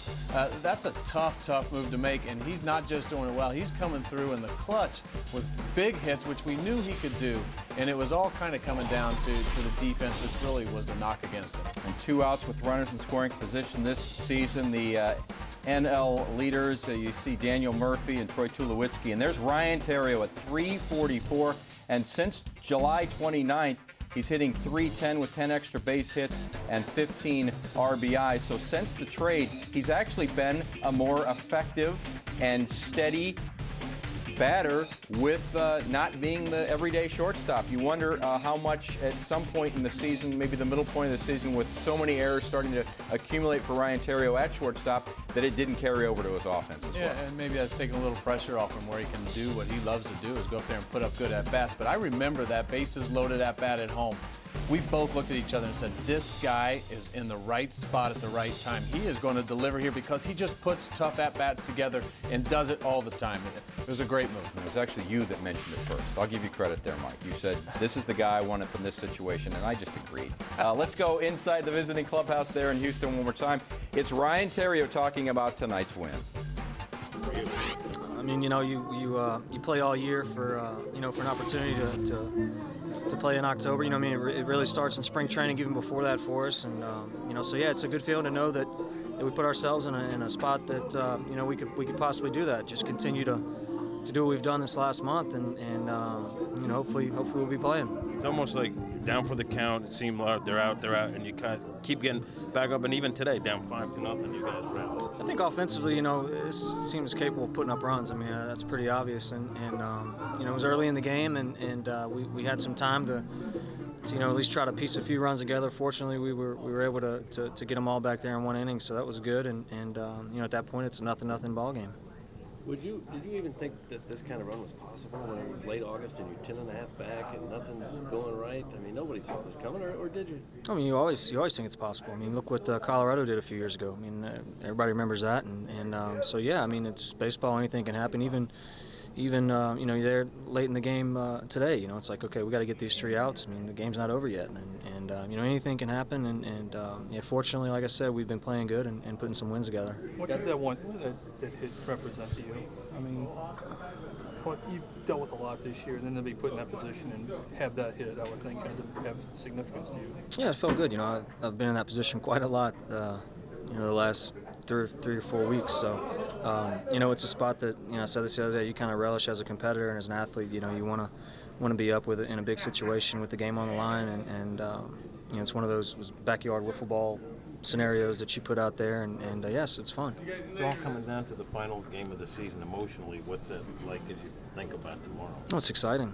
It's why you play. It's what we're here for. And yeah, I mean, I know everybody's excited, and it's going to be a fun game, and you know, 2 games really, because you look at what's going to happen over there in Atlanta as well. So yeah, I mean, you know, a lot goes into it. No matter what happens. I mean, this has been it's been a wonderful run.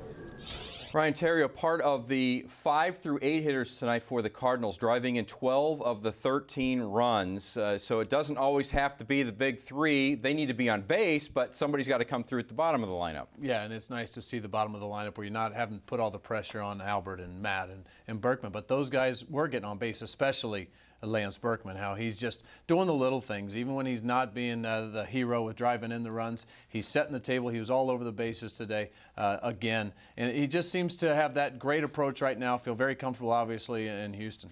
Well, Lance Berkman, you mentioned that, you know, he's a guy that, well, he knows about comebacks. Of course, with the Astros, he did it several times that they were able to come back from big deficits to make it into the postseason. So what better guy to have on this Cardinal Ball Club with this late season run? He's been the go-to guy for the media as well. Let's go inside the clubhouse of the Cardinals in Houston and hear from Lance. The game's all about it. And you look at the 2 teams that have struggled, Boston and Atlanta. I mean, they're starting pitching in shambles, so it's such a huge part of the game, and our guys have done a great job. What are you all feeling like right now, knowing that it's even and you've got 1 game to play? Well, I mean, heck, we feel pretty good about it. You know, we've been playing well. We're pretty hot right now, so you know, we've got Carp going tomorrow, so we always feel good when he's on the mound, and just see what happens. You know, you can't try to read too much into it. You just come out and play hard and hope that we continue to swing the bats like we did tonight. I'm assuming you were scoreboard watching? Oh, yeah. I mean, heck, I've been scoreboard watching for probably the last 2 weeks, so you know, it's the beauty of modern technology. You know, pretty instantly what's happening. Lance, was there a point in this whole thing where you started to think it is possible, or it's not possible? No, when we swept the Braves at our place, I thought it's possible. I mean, I thought we were going to give them a run, just because I could tell we were. You know, we won that 1 game, the first game of the series, in sort of dramatic fashion in the 9th inning. And we came back the next 2 days and played really well, and it just felt like we were going to do it. I mean, I've been on, you know, 2 of these teams, really 3, that have made unbelievable runs. I know what it feels like, so it's similar. If you get swept by the Dodgers, what keeps you know, is it just professionalism that keeps you going out when the numbers say, hey, you can't do this? Yeah, it's just, you know, you show up and try to do the best you can, and the bottom line is, you know, we have a good team. We have a talented team, and generally over the course of 162 games, that talent will rise to the top, and it has. And you know, I always, you know, we talked about it earlier today, but I compare this team pretty favorably to the 04 Astro team, where, you know, the whole year we were like, where's the winning streak? I mean, we look at who's in this locker room. We had Jeff Kent and Carlos Beltran, and, you know, and Baggy and Bish, and you're like, and we had Andy Pettit and Roger Clemens and Roy Oswalt was on our pitching staff, and our bullpen was unbelievable, and you're like, how can we not be winning? And we weren't. And then all of a sudden, you know, I think we finished like 36-10 and won the wild card on the last day of the season, and it's very similar. So I think everybody in here always believed, hey, we have a good team. We have a better team than we're playing. There's no way we're not going to put some sort of a streak together at some point. And, you know, it's just taken a while to show up. Is there any common thread between those teams that made the run, aside from talent, just in terms of makeup, or how they go about it?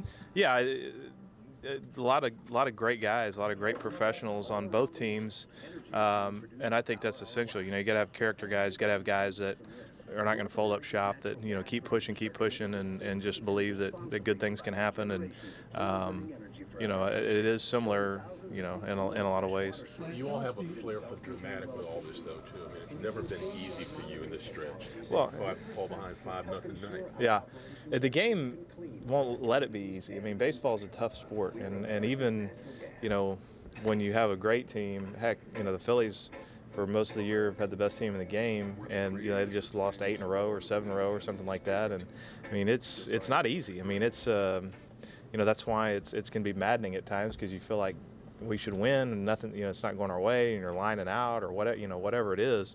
But I think that's just the nature of the game, and when you get on a roll like we've been on, the dramatic things tend to fall your way, and you get the big hit instead of popping up, or you get a great pitching performance or a clutch double play when you need it, and it's always magnified when you're in a pennant race or in a chase for the playoffs, if you will. And if it happens June, July, everybody's like, well, it's a great run and it's fun to watch, but when it happens at the end of the season, then it becomes magnified and a lot more exciting, and people see it and talk about it, and that's why we're here. I mean, that's why they pay us money to play, because it's entertaining, and this has been a lot of fun. Lance, how much do you think this is a result of the talent this club, and how much do you think the makeup might have to do with basically hanging until the last 5 weeks and getting something going? Well, I think it's both. I mean, I don't know that you can separate one from the other. I think part of talent is makeup. Part of talent is knowing how to, dispense it on the field, if you will. So, I do think that in baseball, teams, guys, and individuals, teams, they end up where they're supposed to be. I mean, record-wise, if you have a good team, you're going to end up with a good record. If if you're a charade, then it's over 162 games. That's going to be found out as well. So it's happened for a lot of years, and they have the old cliche that water finds its own level. I mean, it's true. So for you, this is real. These last 6 weeks. Oh yeah, I mean, to me, this is what this team is capable of. I mean, I really. Like we were talking about earlier, I mean, everybody in this locker room is looking around like, when are we going to go on a run? When are we going to put this thing together? I mean, everybody knows that we have a great lineup, we have a very capable pitching staff, and it just seemed like, I mean, we're not getting it done like we can, and it feels like we recently have been able to do it. Thanks, Lance. The tweet is on this one. Says this last month, the Cardinal baseball has been more stressful and beautiful than having a child. Go Cards. No comment, Mike Matheny? I've got nothing for you. I've got nothing there. No. I do know that Lance Berkman was the involved in the number 3 moment of our top 10 countdown of the 10 best plays of 2011. Tonight we look at number 2, Albert Pujols, walk-offs in back-to-back days. Swung on and hit deep to left. Back goes the left fielder to the track, and Albert Pujols has won this game. This ball hit deep to left. It's got a chance to the track, to the wall.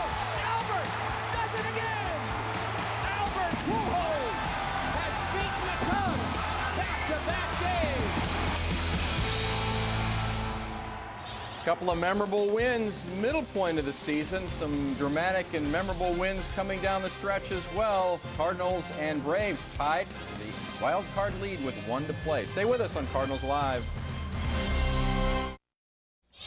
Tomorrow, before Toyota Cardinals Live, Fox Sports Midwest will debut Fox Sports Prep Zone, a 30-minute weekly show shot on location at a select high school that previews the best prep football games of the week. This week, we're showcasing Parkway Central as the Colts prepare for Friday's game against Kirkwood. Fox Sports Prep Zone tomorrow night at 6 o'clock only on Fox Sports Midwest. Cards and Braves battling for the wild card, both playing separate games tonight, one in Atlanta, one in Houston. Here are the highlights from both of those games this evening. High fly ball, right center field, deep. Bourne has gone as far as he can go, And Chase Utley has hit a solo home run. The 2-2. It's hit into right field. It might be deep enough. 7 outfield to 6 by Bogusevic. Here's the throw to the plate. And David Freese is out at the plate. Make that 8 for Bogusevic. The fly ball not quite deep enough. High fly ball left center field. Forget about that. Wow. Hunter Pence crushes a 2-run homer. Ground ball to the right side, base hit off the bat of Wallace. 1 run scores, and here comes another. It's 3-0 Houston. Trailing 3-0 in the bottom of the 3rd. Paredes, line drive, and this ball is deep. It's in the gap, and this ball is down against the wall in deep center field, and watch him run. A triple for Paredes, and it's now 5-0 Astros. And Jimmy Rollins has just left the building again. His 2nd homer in as many nights. The 2-0. He swung on and blooped into center field, and this ball is down. Base hit for Molina, and the Cardinals are on the board. 5-1. Here's a line drive to left center. Back is the center fielder. He's not going to get it. 1 run will score. Here comes a 2nd. Here comes a 3rd. And the Cardinals are within 1.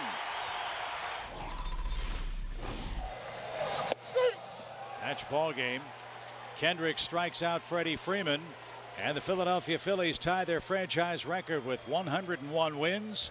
Charlie Manuel ties Gene Mauch for the top spot among Phillies managers in history, and the Braves will head to their locker room and scoreboard watch as the Phillies win Game 161 by a final score of 7-1.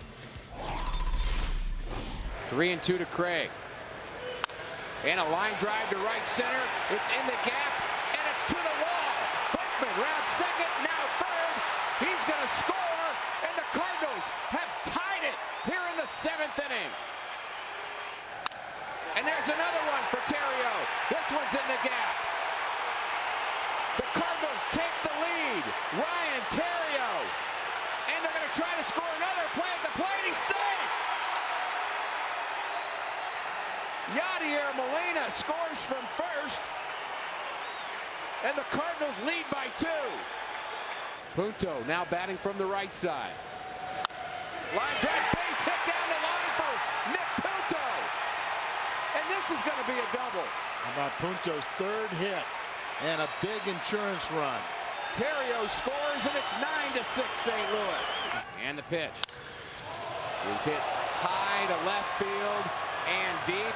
This ball is back, and it is gone. Alan Craig has homered in the 8th, and the Cardinals tack on 3 more. His 10th home run of the season. Nice to see him back. There's a hard hit ball to right. It's deep. Back is the right field Bogusevic, and he's out of room. Nick Punto has hit a home run here in the 9th inning with 1 out. His 4th hit of the night. And his 1st home run of the year. Nick Punto puts a capper on a memorable night for Cardinal fans. The race between the Cardinals and Braves for the wild card, it is dead even. And you look at the 2 games tomorrow.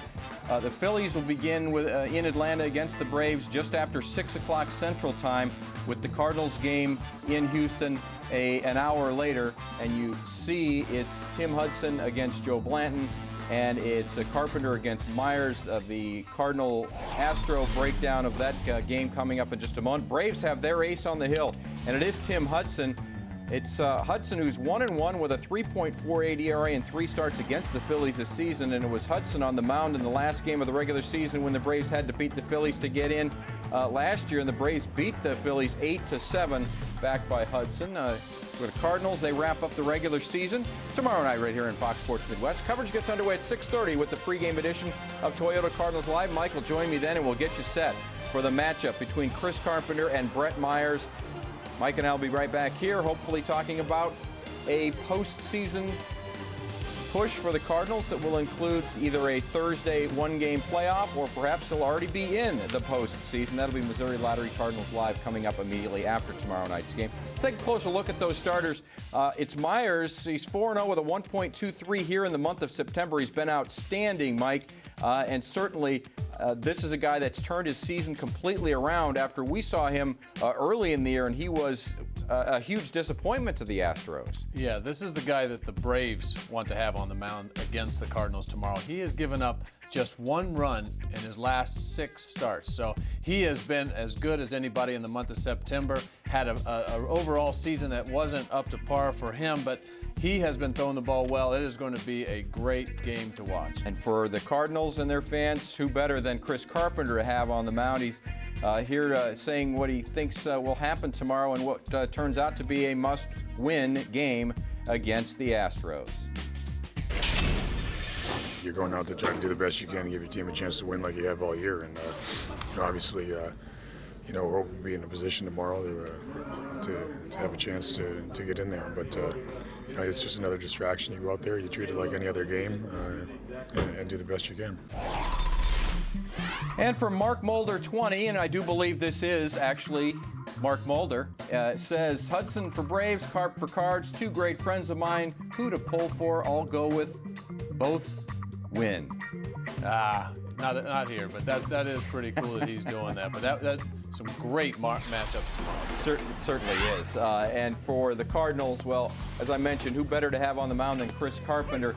His last 5 times into Houston, though, well, he's going to have to turn that around, and you would hope and expect that he will. Yeah, and he's been the guy to go to, especially the second half of the season, and he's going to be amped up for this. There's no doubt about it. He lives for this sort of competition and this sort of pressure to show this team, and especially that pitching staff, that they can follow him, and that's what that ace does. He waits for those opportunities to shine.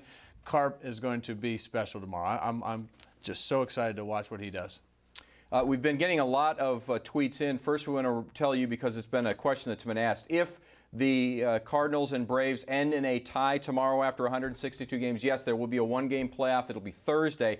It has been determined that it will be at 7 o'clock on TBS here in St. Louis, obviously at Busch Stadium. And, of course, we will have post-game coverage here on Fox Sports Midwest immediately after the coverage on TBS. As soon as the game is over, turn back over here on Thursday. But that's something that could happen. We know what will happen, and that's a game tomorrow night, game number 162 of the season.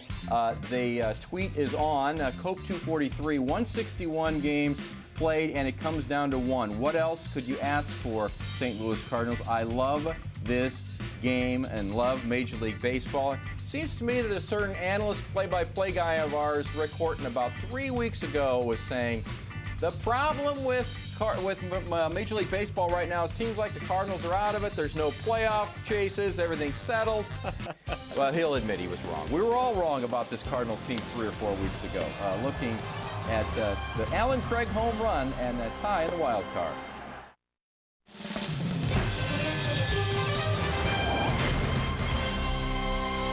It's the second straight year that both wild card races will come down to the final game of the regular season, a tribute to the wild card in itself. Great addition, no question. And who would have thought?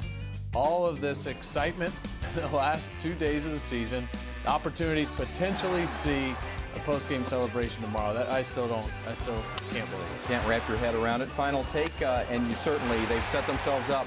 They control their own destiny. They do, and can't have it much more exciting than what it was tonight. But tomorrow's a great matchup. It's going to be fun to watch. And we'll come your way at 6:30. It is Carpenter versus Myers. Cardinals against the Astros here on Fox Sports Midwest. Thanks for watching. Good night.